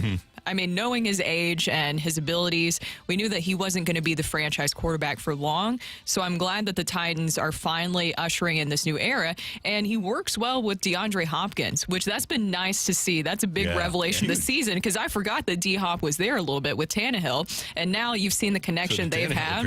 Yeah. Now, my biggest concern is the Titans O-line. We talked about that, seeing their performance against the Steelers. And Will Levis was getting banged up a little bit. They need to do better when it comes to that. And I don't know what you need to do. I'm sorry, Peter Skronsky, if you hurt your thumb, stay in the freaking game. They got to. Is it that hard? They got to toughen up. Like again, we were watching that game. You were watching it. I was watching it, and you were sending a message. I had never seen that many offensive linemen go down, play after play, series after series. Like, to come out of the game, an offensive lineman. The hell are you doing? Yeah, they don't do that. They don't come out the game. So toughen up, Buttercup. You got to get tougher. You got to play harder and make sure you take care of your business. The Giants have placed their quarterback Daniel Jones on the injured reserve list with a torn ACL. Tyrod Taylor already on IL with a ribcage injury with injured reserve. So it'll be Illinois' Tommy DeVito starting over Matt Barkley for the Giants this weekend. ILL. Tommy DeVito, wasn't he a member of the Four Seasons? Yeah, no. Let's see here. Hold on. Tommy went to Syracuse first and then came to Illinois. And Cherry baby. He is getting an opportunity. How many Mizzou quarterbacks starting this year? Anybody? I don't know. Mizzou quarterbacks. Just the one getting time up in Seattle. He's starting? No. Okay, that would be. He would be. I believe that. That would be how many? Goose egg. Okay. I believe. Hey, don't forget about Blaine Gabbert doing a great job as the backup quarterback. Oh, yeah, for Patrick Mahomes. He actually didn't retire That's the real job right there, being a backup quarterback. Crap. By the way, the baritone in the Four Seasons, Tommy DeVito. Thank you very much. Oh. Yeah. I could. Wow. Okay. Yeah. Frankie Valli, Tommy DeVito, Bob Gaudio, and Nick Massey. Thank you. I'm not a good Italian. I couldn't have named anybody but Frankie. Bob Gaudio is their producer. He is a big-time producer. Kyler Murray back with the AZ Cardinals, and they want to scout him up. Their coach, Jonathan Gannon, wants to see what he has, and the Cardinals will be in great position to take one of the three quarterbacks that's coming out this year. But they want to take a look at the little fella and find out if there's anything there. They know what they have. Like 5'8". They know what they have. Gannon's never coached him. But they know what they have. And either you're okay with it or you're not. I honestly don't think that they're going to be in the market for a starting quarterback next season. I think they're going to, because they've done this. I mean, they drafted Rosen a few years back, and they fired him, got rid of him and Wilkes at the same time. They brought in Cliff Kingsbury and brought in Kyler Murray, and they thought that this was going to be a special pairing. And then Cliff Kingsbury, who didn't do well in college, I don't know why they thought he was going to do a great job in the NFL, so they moved on from him. And now you're sitting here trying to figure out if your starting quarterback, who you put in his contract that he needs to watch more film and play less video games, you gave him the money, man. So sometimes you're going to have to eat that decision. I don't think they're going to move on from him knowing how much money is still owed to him and where they are, where he is in the spot of his contract right now. And they might look at the fact that the last time he was healthy for a full season, they were a playoff team. And he was really good that year. So if he's healthy and can stay healthy, now, again, that's a tough task when you're not a big fella, when there are big fellas tackling you and hitting you. It's not easy. But hopefully they can use some of that draft capital to protect him. They did that last year's draft. They drafted a lineman out of Ohio State. So maybe that's the route that they go, trying to keep their offensive linemen healthy and in better shape. Brooke is shaking her head. I'm just, the way that you guys are saying big fellas, little fellas. He's a wee lad. 5'10", 207. He's not 5'10". Diminutive? And he's not 207. No. He's so how tall is he? 5'8", 5'9". He definitely does not look 5'10". I wonder how big he was in baseball. Diminutive.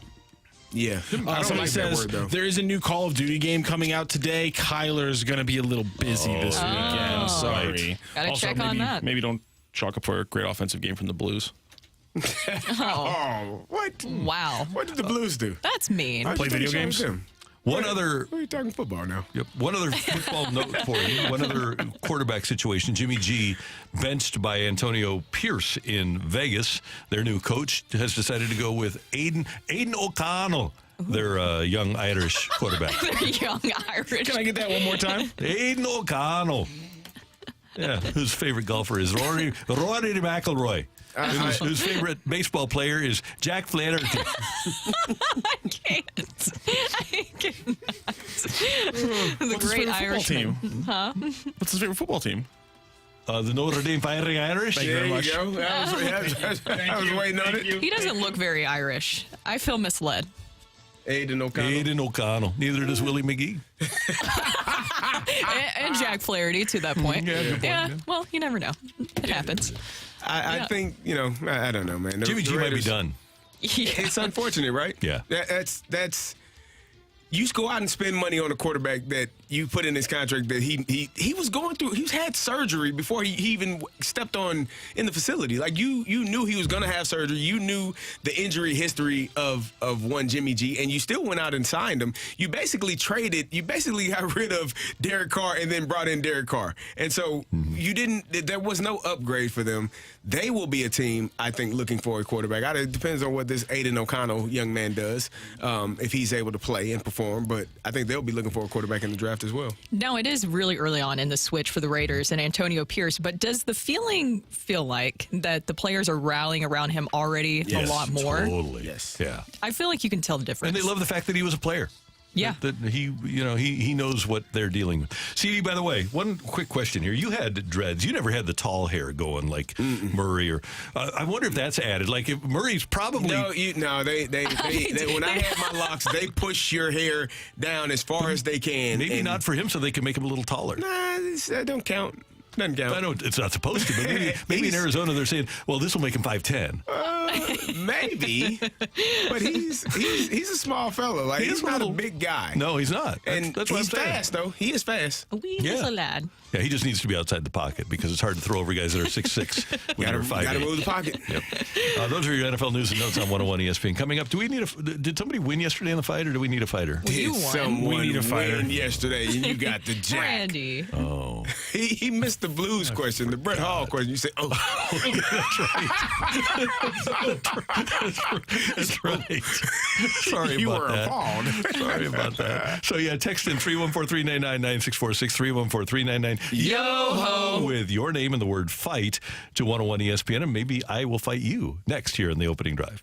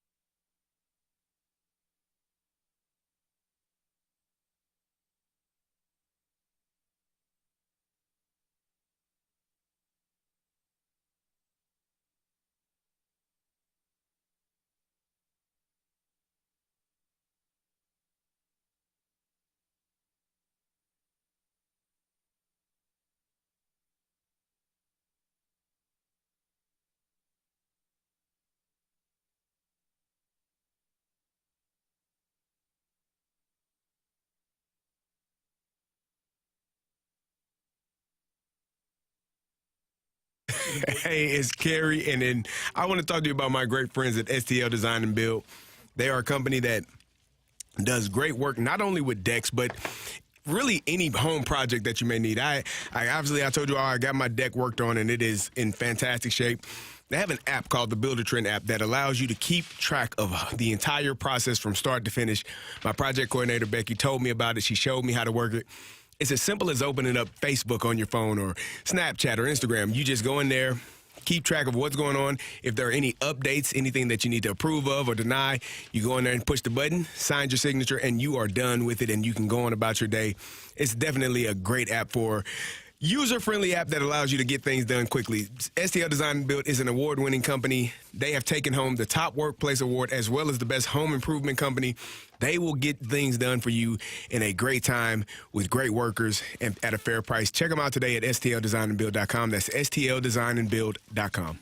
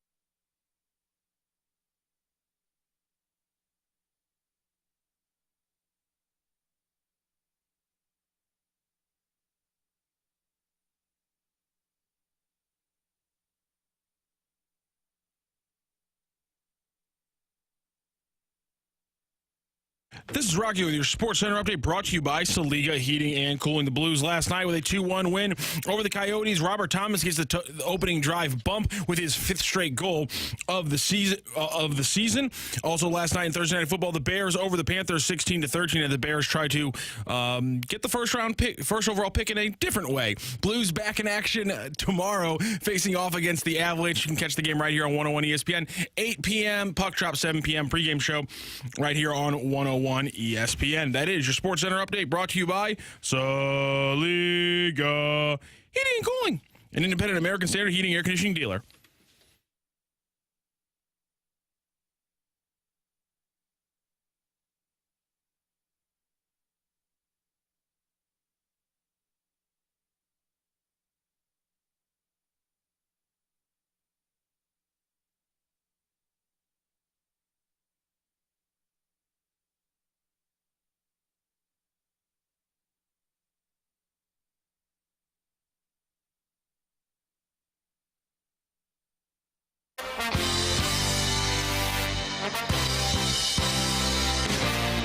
Welcome back to the opening drive. I am Kerry Davis, joined by Brooke Brimsley, and it is time for the fight. And our fighter today is Randy. Randy, how you doing? Pretty good. How y'all doing today? Doing Good. wonderful. Are you Awesome. You ready to take on Randy Carricker? I'm going to do my best and get this weekend started right. All right, here we go. There are 4 head coaches in NFL history to lose 4 Super Bowls: Dan Reeves, Marv Levy, Bud Grant, and who else? Is it Don Shula, Bill Belichick, or Mike Holmgren? I would say that's Don Shula. First being Final. awarded. Oh, I'm so sorry. Yeah, he Is said that final. your final? Okay. Second question. First being awarded for the 1985-86 season, which franchise has the most President's Trophy wins? Is it the Oilers, the Blackhawks, or the Red Wings? I'll go with the Blackhawks. There are 3 active wide receivers who have tallied 1,400-yard seasons for 2 different franchises: Tyreek Hill, Devontae Adams, and who else? Is it Brandon Cooks, DeAndre Hopkins, or Stephon Diggs? Brandon Cooks. Who holds the Blues record for career 2-point, 3-point, and 5-point games? Pavel Dimitra, Gary Unger, or Bernie Federko? Oh, let's go with Bernie.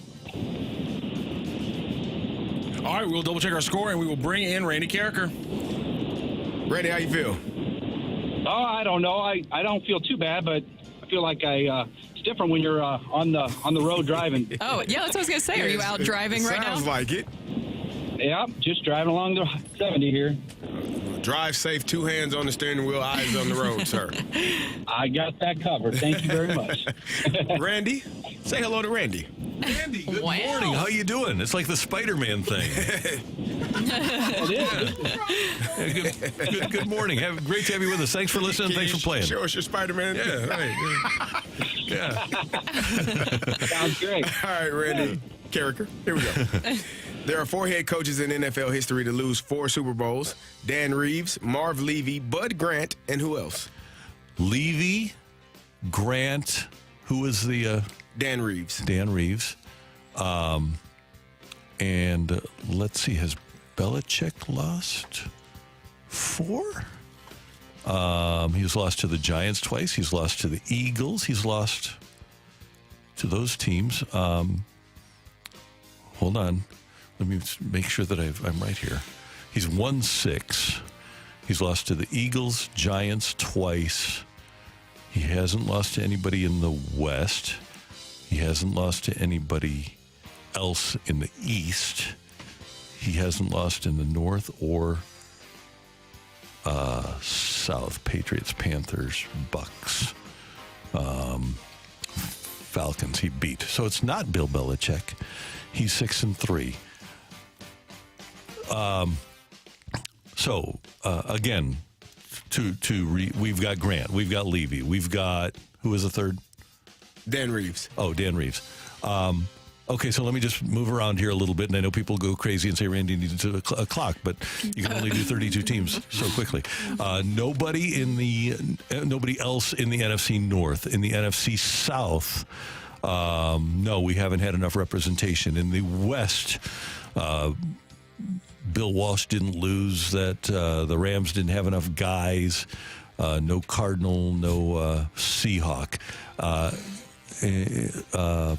Cowboys, Landry lost to the Steelers twice. He lost to the Dolphins, and he lost to the Colts. I'm going to go with Tom Landry. All righty. I'm just checking the clock. Okay. It's a hair past freckle. Okay. Question number 2. What's funny is good. I really like that. I really like that joke there. I really like that. That's the most that I've gotten Carrie. I know that Carrie sometimes laughs at my jokes, but he really liked that one. I'm glad. I'm going to put that in my notes. Good. First being awarded for the 1985-86 season, which franchise has the most President's Trophy wins? So this is since 85-86. I think I'm going to go with, even though it hasn't happened in a while, I think I'm going to go with the Detroit Red Wings off the top of my head. That just seems like a logical choice. So I'm going to go with the Red Wings. Just out of curiosity, what do you do with Red Wing fans? Punch him in the face. Okay, just wondering. Yeah. Blanking Red Wing, the effing Red Wings. Oh, those guys and gals. No. Yeah. There are 3 active wide receivers who have tallied 1,400-yard seasons for 2 different franchises: Tyreek Hill, Devontae Adams, and who else? Hill, Adams. 1,400 yards for 2 teams.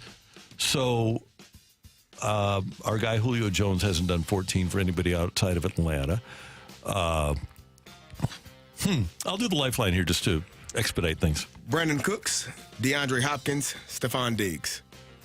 I'll go with Stephon Diggs. Who holds the Blues record for career 2-point, 3-point, and 5-point games? My initial thought here would be the guy who has the most points, Bernie Federko. Played 1,000 games, 1,000 points. But you know what? I think I'm going to go with Hully. I'm going to go with Brett Hull. Final answer. We have a winner in today's fight. And, Carrie, you're going to like this one. Is Randy the winner of the fight? Ring that bell. The winner and new champion of the fight, Average Joe Listener. Congratulations, Randy on the phone. You beat Randy in the studio 2-1 in today's fight. Wow, that's awesome. It's not. Randy won. Hey, Randy won. That's what's important. Man. There are 4 head coaches in NFL history to lose 4 Super Bowls. Dan Reeves, Marv Levy, Bud Grant, and Don Shula, who lost in 1968 to the Jets as the Colts coach and then lost 3 times with the Dolphins, 71, 82, and 84. First being awarded for the 85-86 season, it is, in fact, the Bleepin' Red Wings, who have won 6 President's Trophies. 3 active wide receivers to tally 1,400-yard seasons for 2 different franchises. Tyreek Hill, Devontae Adams, and then with the Texans and the Cardinals, DeAndre Hopkins. Has he done it yet for the Tennessee? Don't you do that. Okay, my bad. Who holds the Blues record for career 2-point? I'm just messing around. Who holds the Blues career record for 2-point, 3-point, and 5-point games? Brett Hull holds the record for 4-point games. It was in fact Bernie Federko, 1,000 games, 1,000 points, with the career league leader, for the Blues in 3 of those 4 categories. So a 2-1 win today for Randy on the phone. Congratulations, Randy. We will talk to you on Monday. Sounds great. You all have a great weekend. You too. Bye, Thank you very Randy. much. Can I say something real quick? Yeah. Sure. Brooke is staring at you and watching the fumes come up off of your head, and she's in awe. She is just staring at you like, oh, he's about to explode. Randy, you hate losing. And I love it. I love seeing because it's like the Michael Jordan effect. And I took that personally. So on Monday, Randy on the phone is going to have to watch out. He's going to have to come back. Randy Carricker is, he's Googling something. He just is. What are you searching? Yeah, I'm just. I'm do we have a discrepancy? Messed up with Landry here. Lost. So He has 4 losses? let's see. He lost. I love a controversy now. Yeah. So let's see. Lost to Pittsburgh after the 78 season. Lost after the 75 season. Lost after the 70s. No, so he's only got the 3. So I wonder, he must have won one that I thought he lost. That's what Rocc said. That was Rocc. Rocc is very quiet right now. Yeah. He's checking. Whenever Randy, so here's the peek behind the curtain. If Randy, because Rocc trusts himself, but Randy says, it could be otherwise, then we all kind of look sideways and want to make sure. 3. Nope. No, it was only 3 for Landry. Oh. So he No actually beat controversy. Good job, Shula. Rocc. The swing game was when he beat. No, when he beat Shula Tom in McCaffrey 71. with the Colts. Huh? Yeah, he beat Shula. He Beat Shula. He beat Shula in 71. And that gave Shula. When 4. Shula was with the Dolphins? Yes. So Shula lost 71, 82, and 84 with the Dolphins, and 68 with the Colts. Got it. So that's the swing one is 71. There you go. Yeah, he lost to the Jets as the Colts, the Cowboys in 71, the Skins after 82, and the 49ers after 84. Oh, you don't even have to peek behind the curtain. You can go to YouTube and you can literally see Rocc sweating and Randy also calculating. Oh, no. Drives the there bone, needs to baby. be some anger. Drives the bone. Coming up, Jeremy Rutherford will join us in studio. We'll talk some Blues hockey here on 101 ESPN.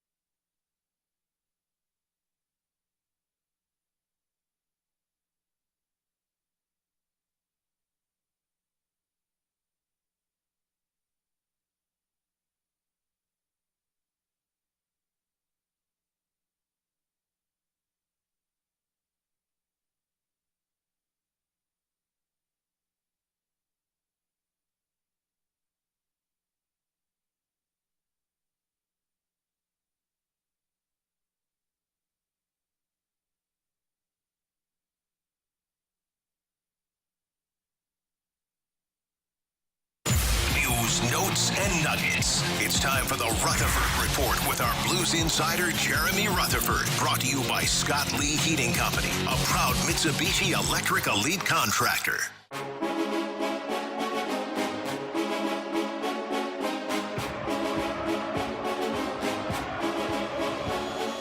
Yeah, you know what I saw was, which was a bad thing tonight, but generally not. But I think we just saw guys that wanted to be the guy, overhandling, not executing with the puck, and not taking that extra second to make a good pass. You know, I was at fault for that one time. So, you know, it's up to that group. Obviously, important players for our team, and you got to execute in those situations, and we didn't. So, you know, we can obviously take the blame for sure, and we practiced it this week for the first time in a while. So when you practice it, you got to make sure you're ready to go. That is Blues defenseman Torrey Krug after the Blues went 0 for 7 on the power play last night in a 2-1 win over the Arizona Coyotes. Joining us in studio now is our Blues insider from The Athletic, the one, the only Jeremy Rutherford. JR, good to see you. Good to see you guys. Hey, any questions you got? I'm ready. The only thing I did want to say up front is if I'm talking and the Cardinals have their end of the year press conference, you guys need to cut into that. Okay. Yeah, don't worry about it. We're still waiting. I think we're good. I think you're good to go ahead and finish this out. Yeah. Oh, man. First of all, I think the Blues, in the circumstances that they're in, they take a 3-1 homestand, right? Yeah.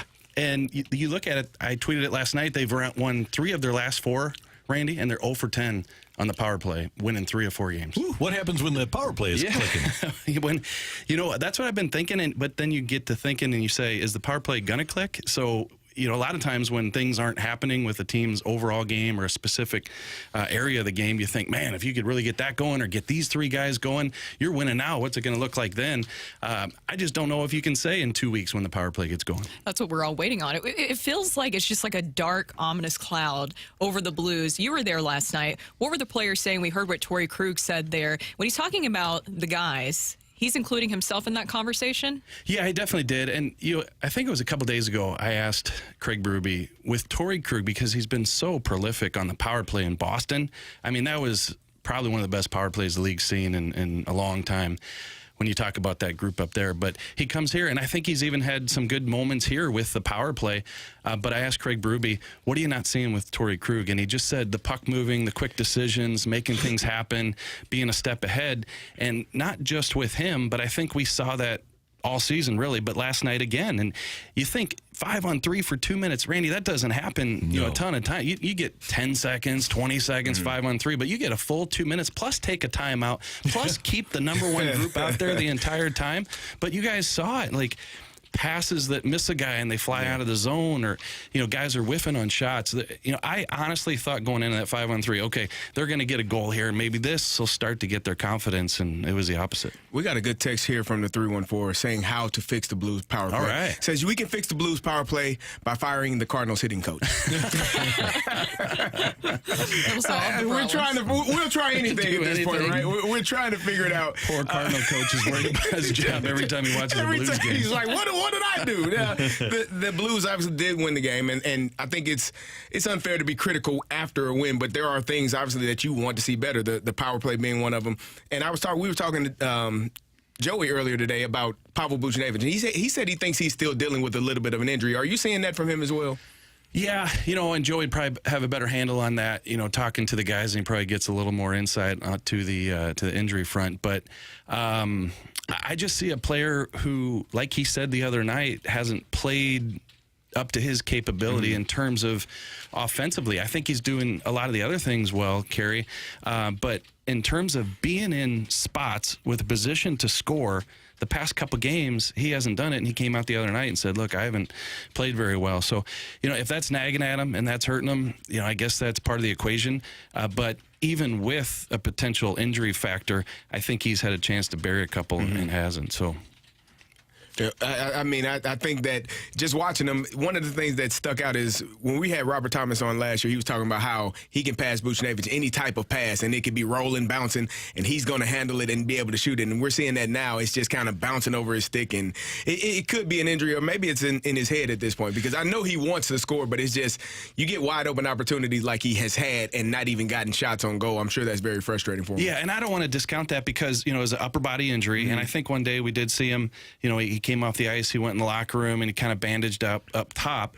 And so if he's not able to have strength on the puck in terms of getting those shots off close to the net, like we saw last night. I mean, he got robbed the other night on the one. That was a great play by the defender. Yeah, but last night, an open shot. So if the strength's not there to receive that pass, these hard passes that he gets from Robert Thomas and put it in, I can understand that part of it, but I think that a little bit pre-injury, and since then, it just hasn't been the same Pavel Buchnevich. We talked so much early in the season about the new system and how the Blues were getting outshot on a regular basis, and they just hadn't figured it out. Do you get the sense that the system is kind of finally being assimilated?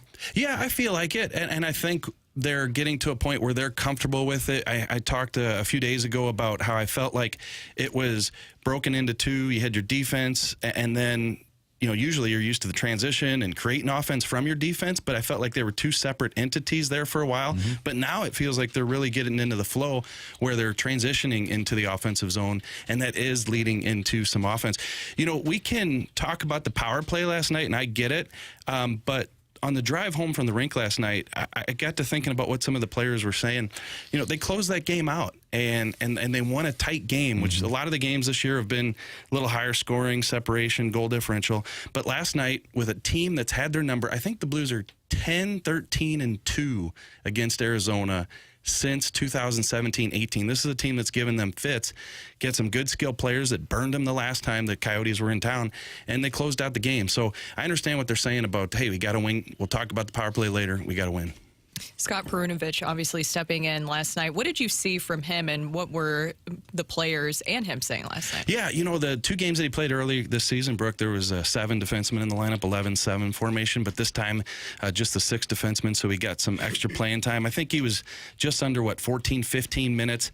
I think he touched the puck a lot. Bally had the stat at one point that he had touched the puck the most in the game for the Blues at a buck and a half, a minute and a half.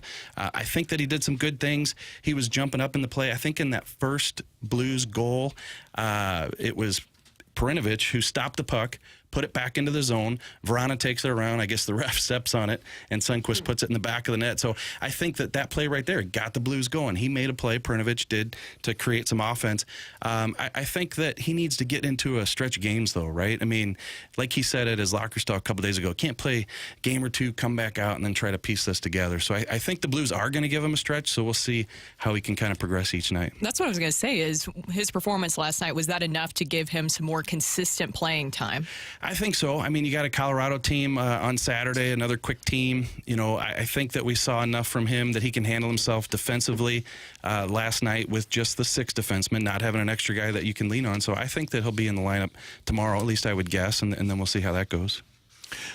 And finally, we keep talking about the Blues having puck possession, and that's another thing that happened during the course of this homestand is in the 3 wins, you outshot your opponent each time, and the Corsi seems to be going up slowly but surely with each game. Fred Corsi, yeah. I think for a stretch there, they had, 35 shots in 3 of 5 games. So that's what I'm talking about earlier about that flow, because before it was, try to block a shot in the defensive zone. If you can get the puck out, if you can, find a loose puck, then you're going to the other zone, and they just weren't working together. But now it's doing that, and I think that it's creating some offensive opportunities, a lot more shots, and I think the players have responded to Craig Berube's directive, guys, let's just get the puck on net. Let's just shoot the puck. Definitely. He talks a lot about the quality. I get that, but in this situation, he said it a couple times the other day that, look, hey, I'm not opposed to quantity if we're just not flipping the puck. Let's put it on net, and I think we're starting to see more of that the past few games. And at Colorado tomorrow, so the Blues will have their hands full again against the Avalanche. But, hey, at some point you got to beat them. Yeah, and I think the Avalanche will be coming off a loss, if I'm not mistaken. And the Blues have Robert Thomas on a 5-game goal streak. Tommy. You don't want to jinx it. Yeah, and I wanted to tell you guys that last night after the game, kind of a serious little scrum with reporters. He's answering pertinent questions. And I said to Robert Thomas, because I listened to the show yesterday, I said, hey, at least the opening drive didn't jinx you yesterday on your offense when they asked you about it. And he said, yeah, thank God. He said, he had a funny time, he said, with you guys yesterday. Aww. Beautiful. JR, great to have you with us. You're heading in to do the podcast, right? Last Minute Blues podcast with Donnie and Alex here coming up. We'll record, and that should be out later today. Sounds great. Looking forward to it. Thanks, guys. Jeremy Rutherford, our Blues insider from The Athletic on 101 ESPN. Coming up, we've got our Rush Hour Reset. Stick around.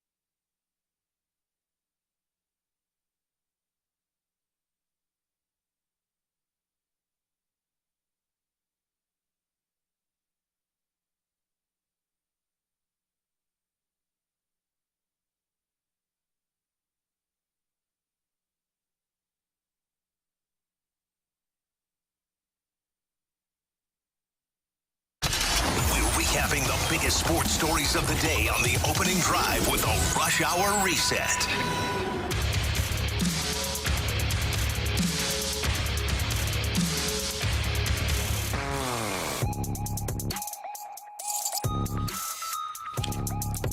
Time for the Rush Hour Reset. 9:07 time check brought to you by Clarkson Jewelers, an officially licensed Rolex jeweler. The Blues took a 1-0 lead last night, then had the momentum turn against them when they failed on a 5-on-3 power play. Arizona tied the game, but the Blues got a goal by Robert Thomas and headed down the stretch with an opportunity to knock off the Arizona Coyotes. And did so by a score of 2-1. So, hashtag LZ. It'll be Barrett Hayton against Robert Thomas with 0.2 seconds to go. Puck drop, blocked by Thomas. Now you can bring out the Zamboni. And the St. Louis Blues get their first division win. They beat the Arizona Coyotes by a score of 2-1 tonight. And they close the homestand the same way they started it, with a victory in front of the home crowd. Curbs with the call. The Blues do go 3-1 on the homestand, and this morning find themselves again in the second wild card spot in the NHL's Western Conference. You just got to hang around. I don't know those if we playoffs. can. I don't know if we should be looking at that right now. Right? Oh yeah, because if you're 8 points out at this point of the season, you're screwed. We saw that last year. In fairness, at this point of the season last year, we were playing Sesame Street clips for almost every Blues segment. This is true. So I understand why Randy has taken to. Listen, if they're a playoff team, we're going to talk about it. Well, if you aren't going to make the playoffs if you're 7, 8, 9, 10 points out. That is a fair point. You have to hang around. I think it's still early, though. It is very early. But you know what? It was early for the Cardinals, too. And when they were 10-24. It was over early. And this is, at least you have a chance today. Is there any concern that this power play issue is going to be a lingering issue? Because at some point, I mean, we can talk about, a record would be this if they were, but they haven't. So how does it get fixed? And if it doesn't, what does it mean? What does it mean? I have no idea. I think question. There are a couple of things. Number one, there are people that are on the team on a daily basis that would love to see the personnel of the top power play unit changed. I am one who would love to see the schematics be a little bit different. And I did like last night, even on the 5-on-3, you got to shoot the puck, and they did take some shots, but they need to utilize their best people on the power play, and that includes Colton Parayko being at the right point, getting the puck and blasting away. Yeah, I think that's something. Why not at this point? Carrie, I heard you yesterday when you were on the fast lane, and you were just like, "Where's the one-timer?" Because the thing is I get, and I know, and I understood Jamie's explanation, but at this point, why not? Yeah. To seem like you're at least a little bit more of a threat on the power play. Though? Because a couple of years ago, the Blues had Mike Hoffman.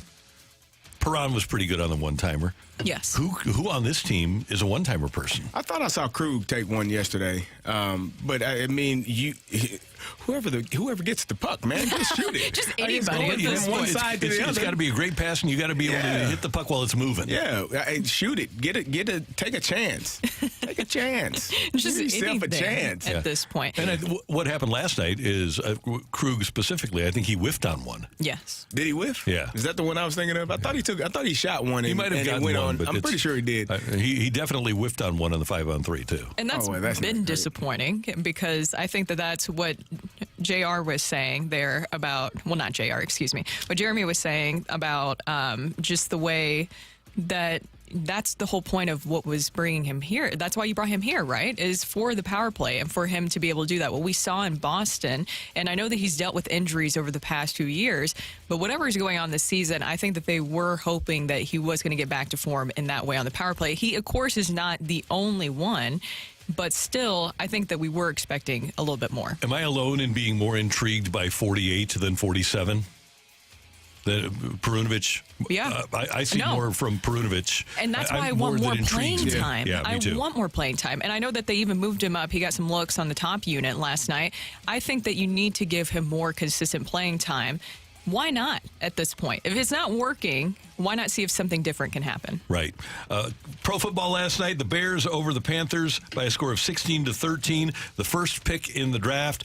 Bryce Young was 21 of 38 for 185 yards, no touchdowns, no interceptions. Is he frustrated? We're all frustrated. Frustrating situation to be in. It's not who we are, not who we want to be, but that's what we are. We put on tape. We already put in the field, and we have to be better. Our defense, great game, start to finish. We have to be better. I have to be better first and foremost. I have to be a lot better. So we have to be better. It's frustrating. It's very frustrating. And that's not me. That's not just me. That's everyone. You know, we're competitors. Losing is frustrating. Yeah, it is. How many games? I'm looking up this How many games he lost in college? Yeah, I'm at 2, 3. 5. 5? No, 2, 4, 6. How many games has he lost this year? 8. You know what? No, because he left after his junior year, didn't he? So 2020. No, it was 8. 8 total for Bryce Young. Or six in college. 19, 20, 21, 22. 4. Yeah, he didn't play in 19. He wasn't on their roster? No. That was still. Yeah, I got 4. That was Tua or who was that at 2019? Who was their quarterback? Mac Jones? Yeah, Tua was their quarterback in 19. So he wasn't even on their roster. He played. No, he was not. 21 and 22 would be the 2 years that he started because Mac Jones was in 20. He played. He was a backup in 20. He started, and then he got pretty much all his stats in 2021, where he played 15 games in 2022 when he played 12. He has 4 losses in his college career, and twice as many in his rookie year in the NFL. Got to be frustrated. Not great. I would think so. Some guys around, but they were drafting very high, so that's kind of expected. And then they traded their best receiver to get him, so it's kind of expected as well. Traded this year's number 1. Yep. Next year's to those number guys. 1. So not great. So the Panthers will be vying with Arizona for the top pick in the draft. Oh. Yeah. Yeah. And one of those 2 will get a quarterback. Well, they'll both get quarterbacks, but one of them will get Caleb Williams. I don't think Arizona's going to get a quarterback. I think they're going to be okay with what they got. With Kyler? Mm-hmm. Really? Got to figure it out. I think. We'll see. Yeah. Kyler's at that 5th-year option time, too. College film room, how they doing? Yeah, they're kind of scuffling. Made a big deal last night, though. Oh. Yeah. Yeah. What was it? Was it a big deal? A little deal. A little deal. Yeah. Brooke was desperate. Brooke made a mistake of forgetting about her fantasy football team and that we are a 2-quarterback league, which I absolutely hate. I do too. And one of my quarterbacks, of course, on a bye week, and I needed a quarterback. So I just went scouting for some QBs, and there was Josh Dobbs over in Kyler's film room. So luckily Randy made a trade with me because I needed a quarterback. Because all I had was Baker Mayfield as my other quarterback and Tua is my main. I don't even. It's kind of like Mo with the Indians or the Guardians. You know, I need a guy. Got a guy? I was desperate. I got a guy for you. Got a guy. You know when you don't check your matchup and then you go and like one guy has a good game in Thursday Night Football and you go check it on Friday morning, you're like, there's no chance. It's like the one guy. Oh, yep, it's the one guy who's had a good game Thursday Night Football. Of course, Cole Kmet's on the roster. I'm facing tomorrow. Come on. You don't play. Gary did that for a whole season last year. It was the worst decision of my damn life. One of them. It's only 8 points. And Logan Thomas, both of them. Get the hell away from me. There's your Rush Hour Reset on 101 ESPN because we know you care about our fantasy football teams. Coming up next, CBS Sports has a list of available pitchers for the Cardinals to trade for. Would ya is coming your way on 101 ESPN.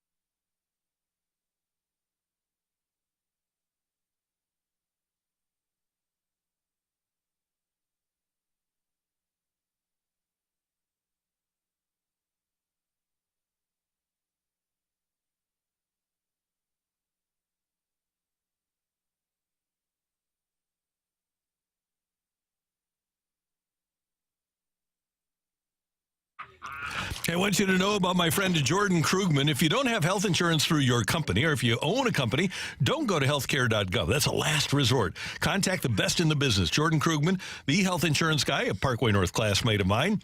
He's been in business since 2005, and Jordan is an advocator and educator in an industry that is very, very complicated. And obviously, because I've known him for such a long time, I know he's going to do great work for you. Open enrollment for Medicare is open through December 7th. So what you need to do is review your options with the health insurance guy. He's an independent broker with no broker fees and no hidden charges. He even has some plans with zero deductible. Jordan's going to save you money. For example, a 45-year-old recently lost his job and evaluated several alternative options to Cobra with Jordan. He was able to reduce his monthly payment by $400 and cut their deductible in half. If you're on Cobra, you need to contact the health insurance guy. He's licensed in 24 states, including Missouri and Illinois. Contact Jordan Krugman, the health insurance guy, at thehealthinsuranceguy.net. His number, 314-602-4055, 312-314-602-4055, thehealthinsuranceguy.net.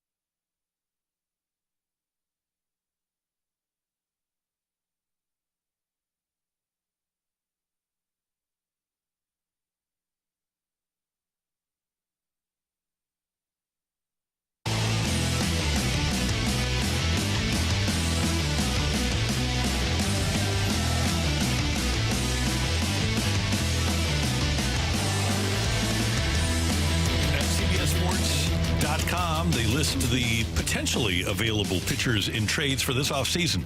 So, number one, Dylan Cease, White Sox. Possible landing spots, Astros, Cardinals, and Rangers reviewed as the top destinations at the trade deadline. There's no reason to think those clubs won't circle back this offseason. He, of course, in 2022 was second in the American League Cy Young voting. Didn't have as good a year, but it's my understanding that it really wasn't a Cease thing. We read how bad the culture was with the White Sox, and we know how bad their team was.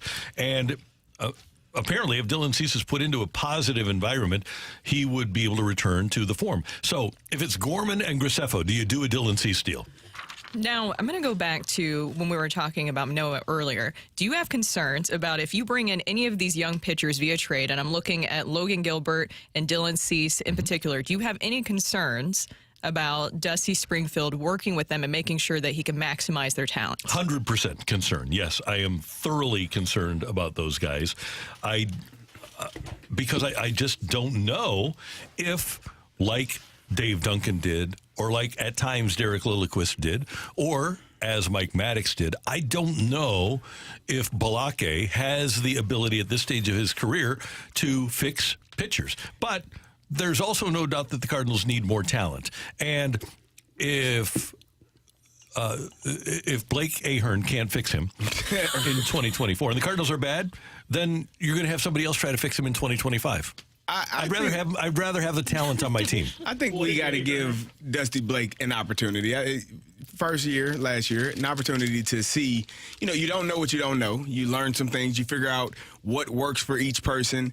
And I think all of that has to be done, it gets done during spring training. We talk about the World Baseball Classic, and we forget that, when you got new coaches and players are not there, specifically pitchers, you're missing out on time to work with them. And now season starts.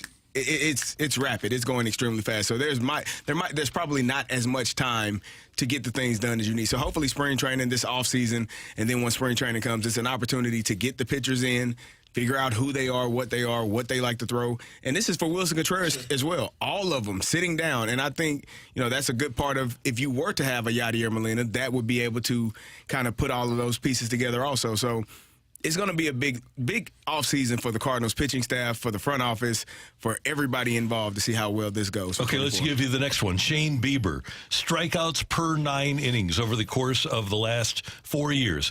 14.2, 12.5, 8.9, 7.5. His strikeouts per 9 have dropped in each of the last 3 seasons after leading the American League at 14.2 in 2020.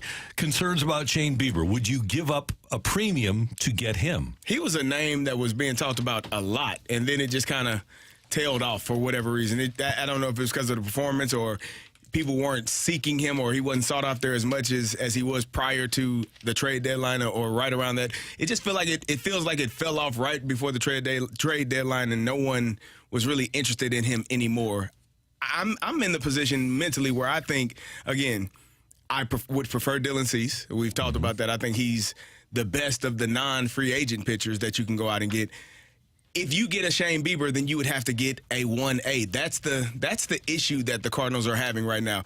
Either you're going to get the 1A in free agency or you're going to get the 1A via trade. And so if you get a Shane Beiber, I don't think he's your 1A. You would have to go get an Aaron Nola or a Yamamoto. If you get a Dylan Cease, well, then you could probably go get a Sonny Gray. Somewhere in between free agency and trading, you got to find that 1 and 2 starter. Yeah, that's what I think, too, is that you need to be able to figure this out trade-wise. And that's what concerns me is, one, we know the Cardinals have some issues of trading away some talent, and you get burned by that in the long run. We've seen all that. We've talked about it all season, all the former Cardinals playing in the World Series and all the different kind of stuff, playing in the playoffs. You worry about that, but then you also worry about the Cardinals when it comes to free agency. And it seems like, in my opinion, that they're going to go and get Sonny Gray. So then who is going to work best with him? And I do think that Dylan Cease would be the best option. Okay, let's look at Tyler Glasnow. Big fella.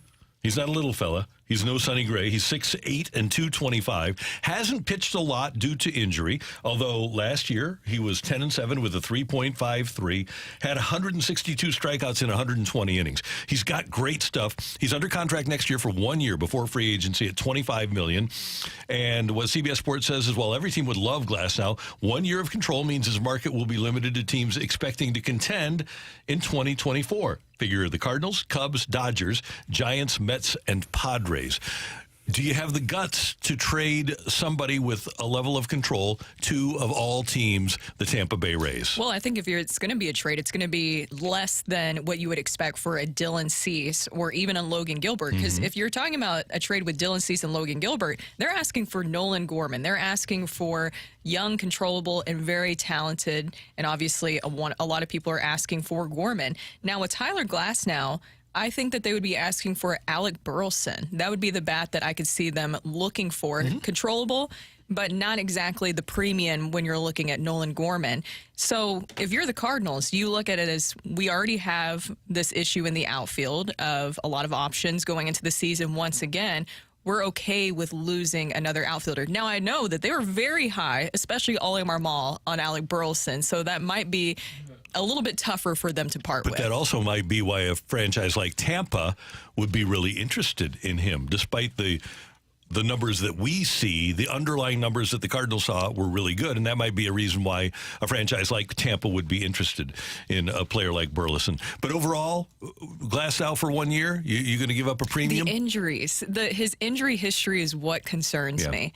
What version? I think this has been his healthiest season in recent years, if I'm correct. Yeah, of this group, he would be my third choice. Now, this one, I think we can be quick. Is Milwaukee going to trade Corbin Burnes to the Cardinals, even with only 1 year of control left? Probably not. No. Okay, so that's not going to happen. Logan Gilbert, possible landing spots. Every team could use a guy like Gilbert, and that's especially true, they say, for the Orioles, but they also include the Cardinals, who had interest in him at the trade deadline, as a franchise that could use a Logan Gilbert. The Mariners need bats. They've lost Teoscar Hernandez now to free agency. Apparently the Dodgers are interested in him. And they could still use second and third base production as well. So would you give up second or third base production? A guy like Nolan Gorman. Or would you give up a young outfielder? For which young outfielder are we referring to?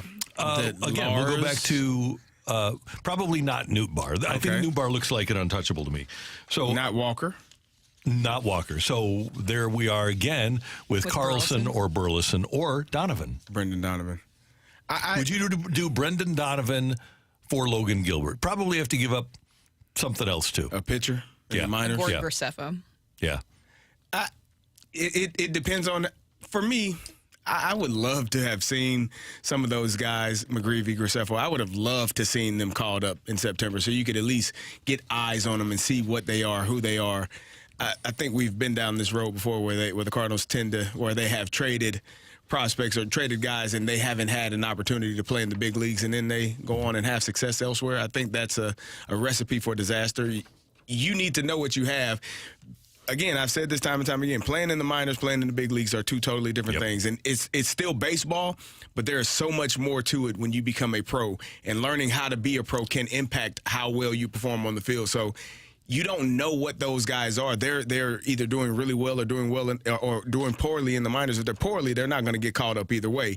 But if they're performing well, you need to have them on your roster to see, hey, who is this guy? Mm-hmm. What is this guy? And if he's not good enough after a few opportunities, okay, we can go elsewhere. Okay, you know it's easier to sell? Potential. So the potential without having seen them in the majors yet, because if they go to the majors and they're getting freaking, beat up, then that value possibly goes down. And just look at the recent Cardinal history of all these hot pitching prospects that they've had that have either been injured or not worked out. I'm willing to look at the history and take my chances. Alex Reyes come to mind. Alex Reyes is one. Flaherty is certainly in that group. Reyes was supposed to be.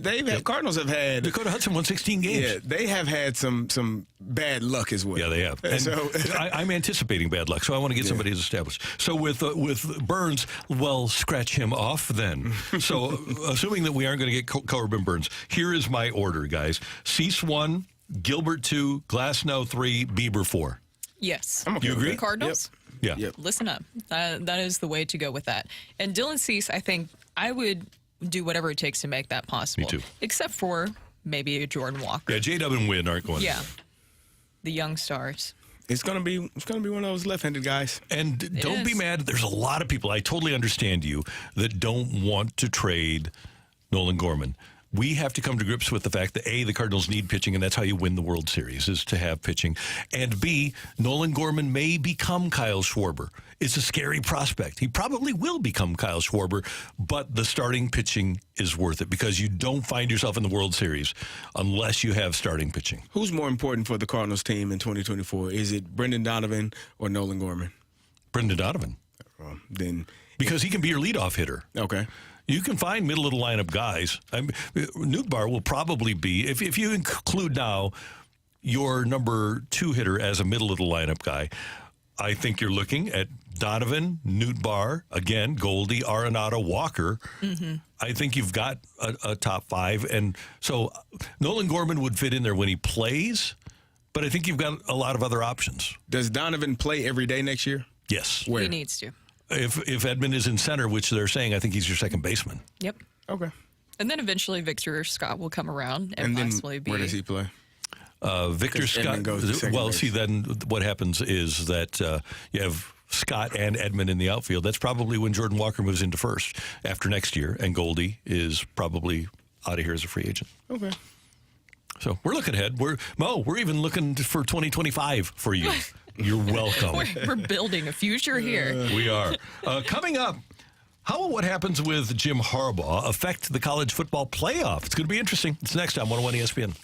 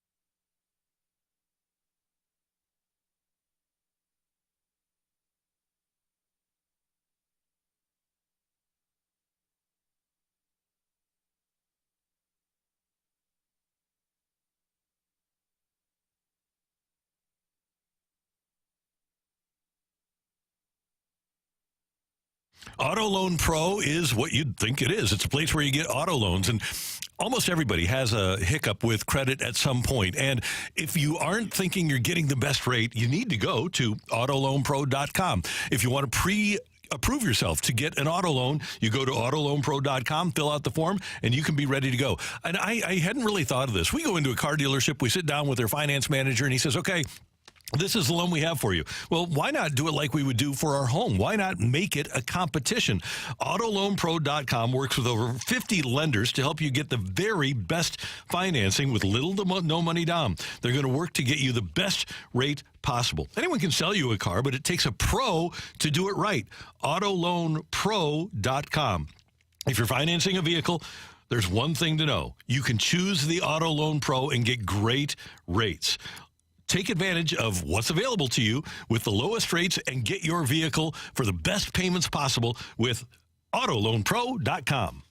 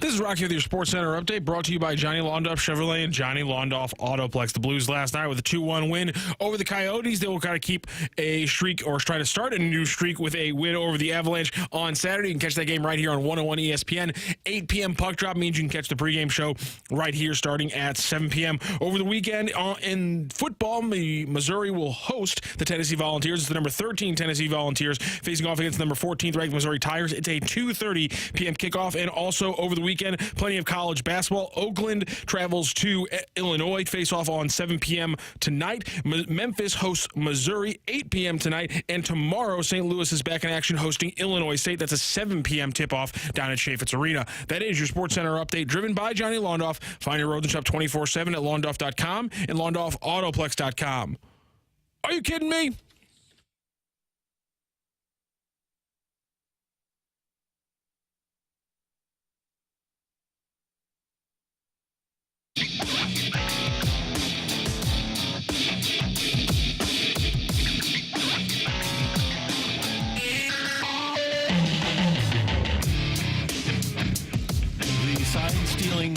scandal at Michigan continues to unfold. Heather Dinich of ESPN reporting this morning that sources indicate a Big Ten response is coming early this afternoon. Michigan leaves at 1 o'clock and flies mid-afternoon out of Detroit after getting through security checks.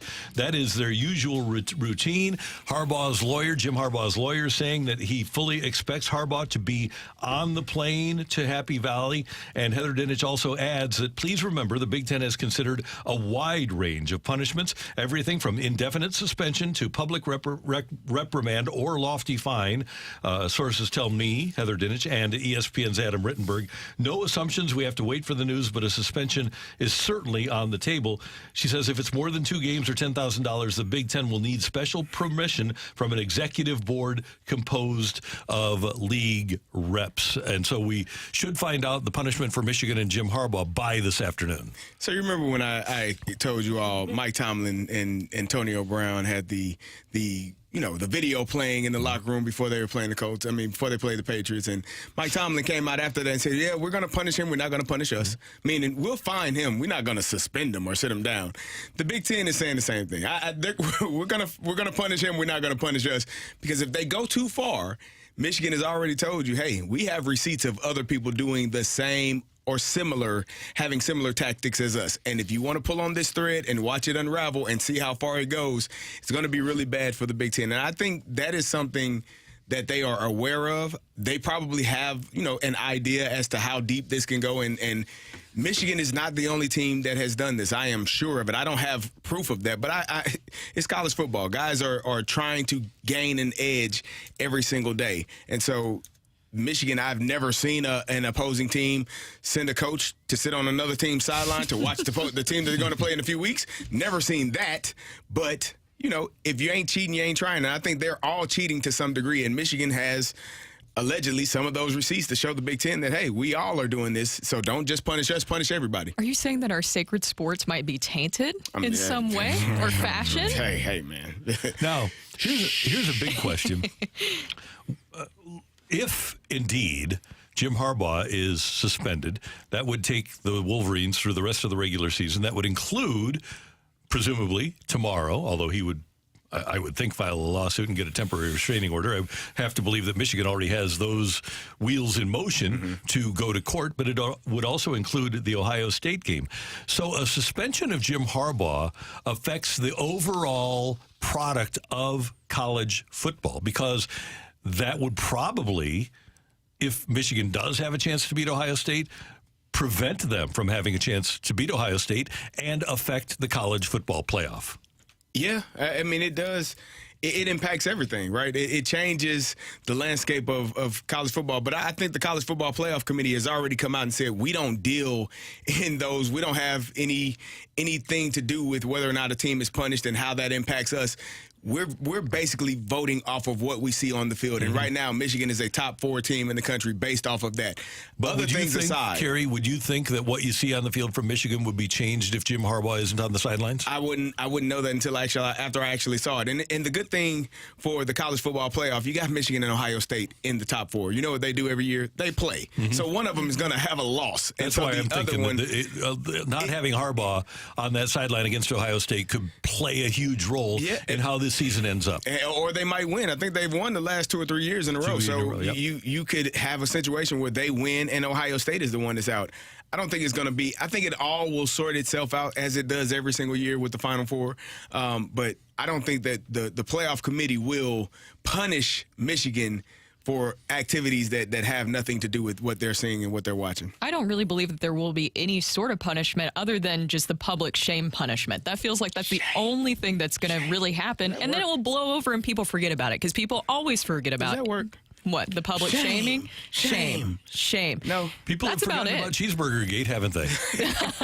Oh. That happened earlier this year. He got suspended 3 weeks for that. Nobody even remembers. No. Exactly. Things blow over now so quickly in this day and age of social media. People have such like a short attention span that they move on to the next big story. And you know that's what's going to happen here. Do you truly believe, okay, what do you think is the harshest punishment that they will get out of this? Honestly, a fine, $100,000. I agree. $150,000. Something that look 6-figure fine that makes it feel like they are truly going after the university and the head coach, but not something significant enough to where he's missing games, missing time, and really putting their team in a position to not have the success that they've already shown that they've had this year. Now, what do you think should be the punishment? In your opinion, what do you think would be if this is a fair world?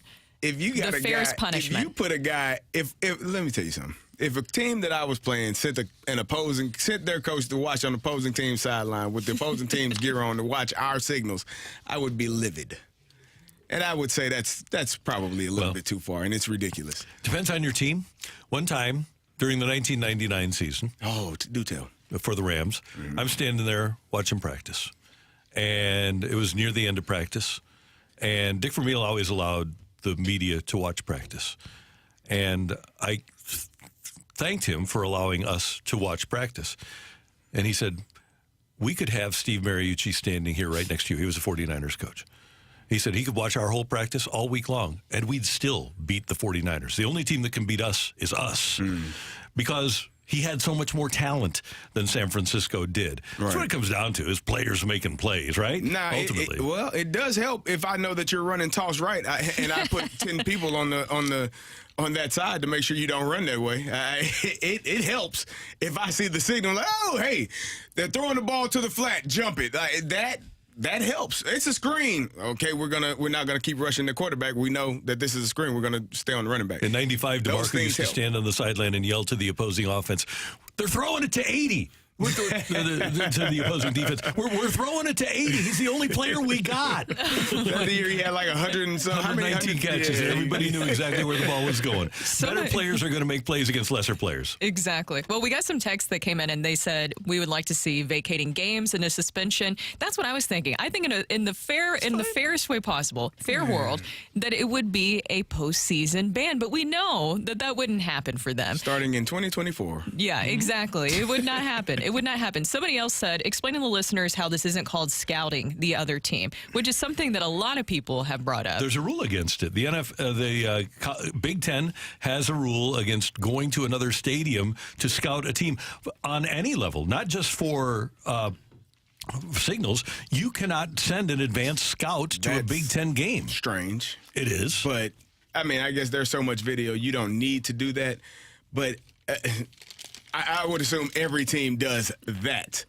Goes to an opposing team's game, watches how they do things, in the game. Should have a spot in the press box for those guys. You're gonna, and then you have somebody watching. High school guys, you guys trade tapes, trade right? Film, and you'll go sit in the stands for an opposing team, right? Yeah, yeah, not a problem. Yeah, they play on Friday and you play them in the following week. Yeah, Big Ten is weird. But maybe the line is where you go and put on spy glasses. I think that's the line. I think the line is drawn when he turned in his Michigan shirt and put on a Central Michigan shirt, and that's a bridge too far for me. Well, at least. They were buddies. Yeah. Yeah. At least he has a vacuum business to fall back on. To fall back on. Yes, yes. Coming up, we're going to head down the stretch with Rocc and Roll here on 101 ESPN.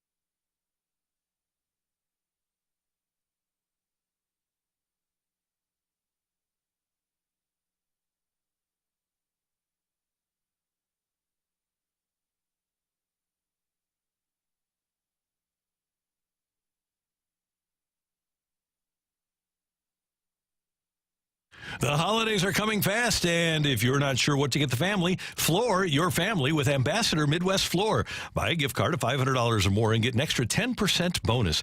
They're going to even gift wrap a digital photo frame filled with flooring ideas for you to give your family for the holidays. For details, get started online at ambassadorfloor.com. You're going to see all the best brands like Mannington. Mannington always wins the Best Style and Design Awards for their scratch-free laminate floors, a better option for pet-proof and waterproof flooring. Mannington is a 100-year-old family-owned business made in the USA, and the flooring experts at Ambassador Midwest Floor are going to help you choose the best Mannington floors for your budget and style. Your family will be floored when they see the new Mannington floors in your home on your digital photo frame. Plus, you'll get an extra 10% gift card bonus when you buy. You can do it yourself or let the master craftsman provide the best installation. Shop Ambassador Midwest Floor in Glendale and in Chesterfield Valley. Love your floors and experience more at Ambassador Midwest Floor.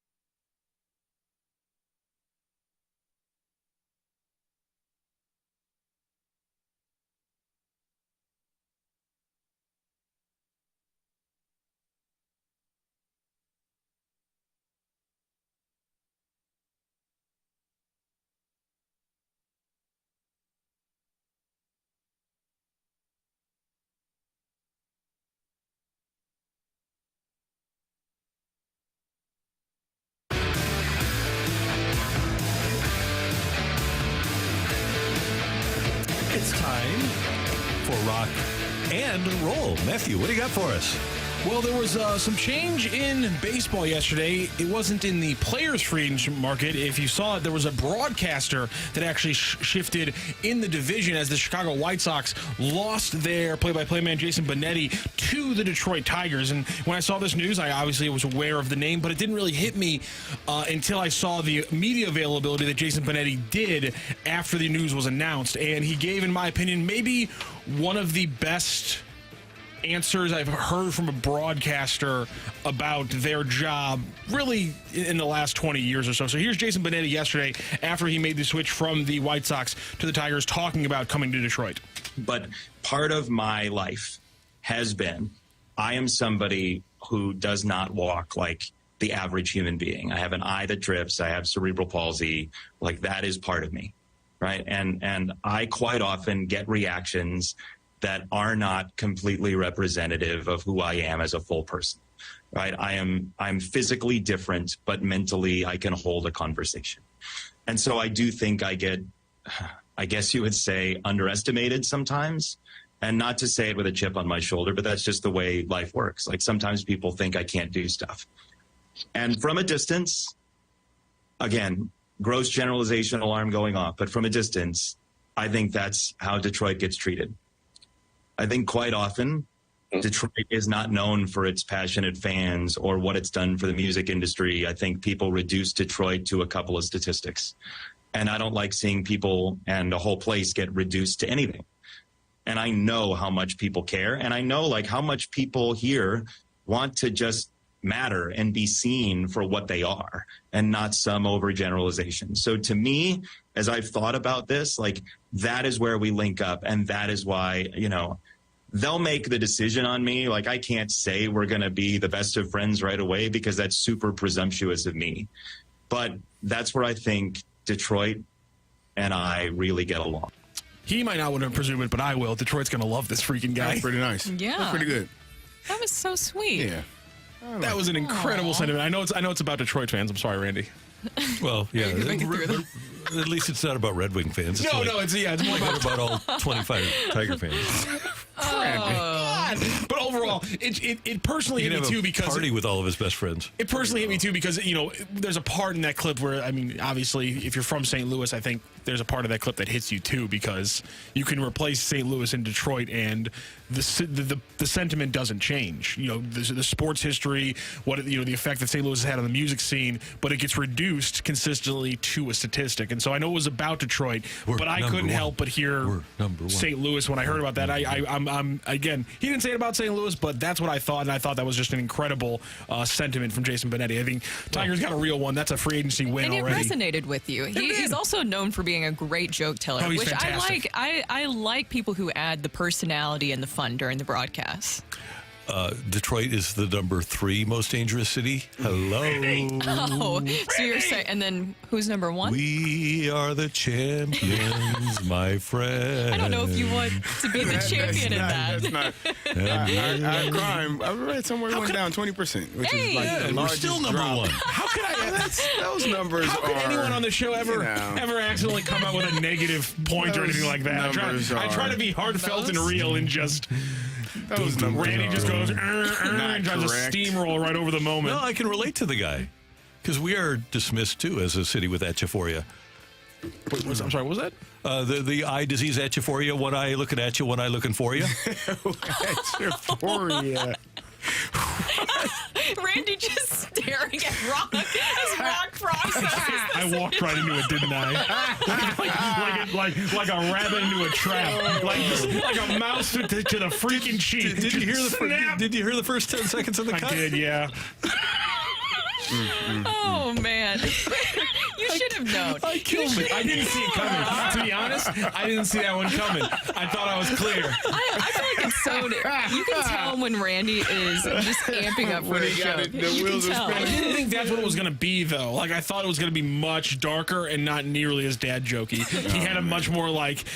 You're going to want to hit the dump button after I do this kind of look on his face, and so that's what I was prepared for. Okay. Oh, my God. Well, good for Jason Benetti. He's a really good broadcaster. Mm-hmm. And apparently, by the way, this kind of drives home what's going on the south side of Chicago. Apparently, they didn't like his jokes in the owner's suite. And why would you want to stick with a team that's not going to have Dylan Cease anymore? There you go. Wait. I was going to say, or Tim Anderson, but one of those has already happened. Yeah, one's already gone. I'm still kind of up in the air. Yep. All right, Dylan. Great job. Great week by our producer, audio, video engineer. You added video engineer this week. Congratulations. Yeah, it was a big week. Good job. Hey, thanks, guys. Pleasure. Brooke, was this a fun week? Yes, it was. Did you hate my joke at the end? No, Was it I too loved mean? your joke. How about that? CD, what are you going to do this weekend? Your face. We want to see your face. Who said that? You want to see my face? I'm going to rest. Poor Kerry isn't going to have a week for the first time in 3 months where he hasn't been angry all weekend. This is true. Now, you are correct in that. I will be sitting down. Wait till Saturday night. Good. Oh, Saturday night? What happened Saturday night? Yeah. When I text you, M-I-Z. And I say L-O-S-E. Lose. We thank you for tuning in, texting in, and being a part of the show. We've got a balloon party with T-Mac and Ajax coming up for all of us until Monday morning at 7. Have a great weekend, St. Louis. That's right.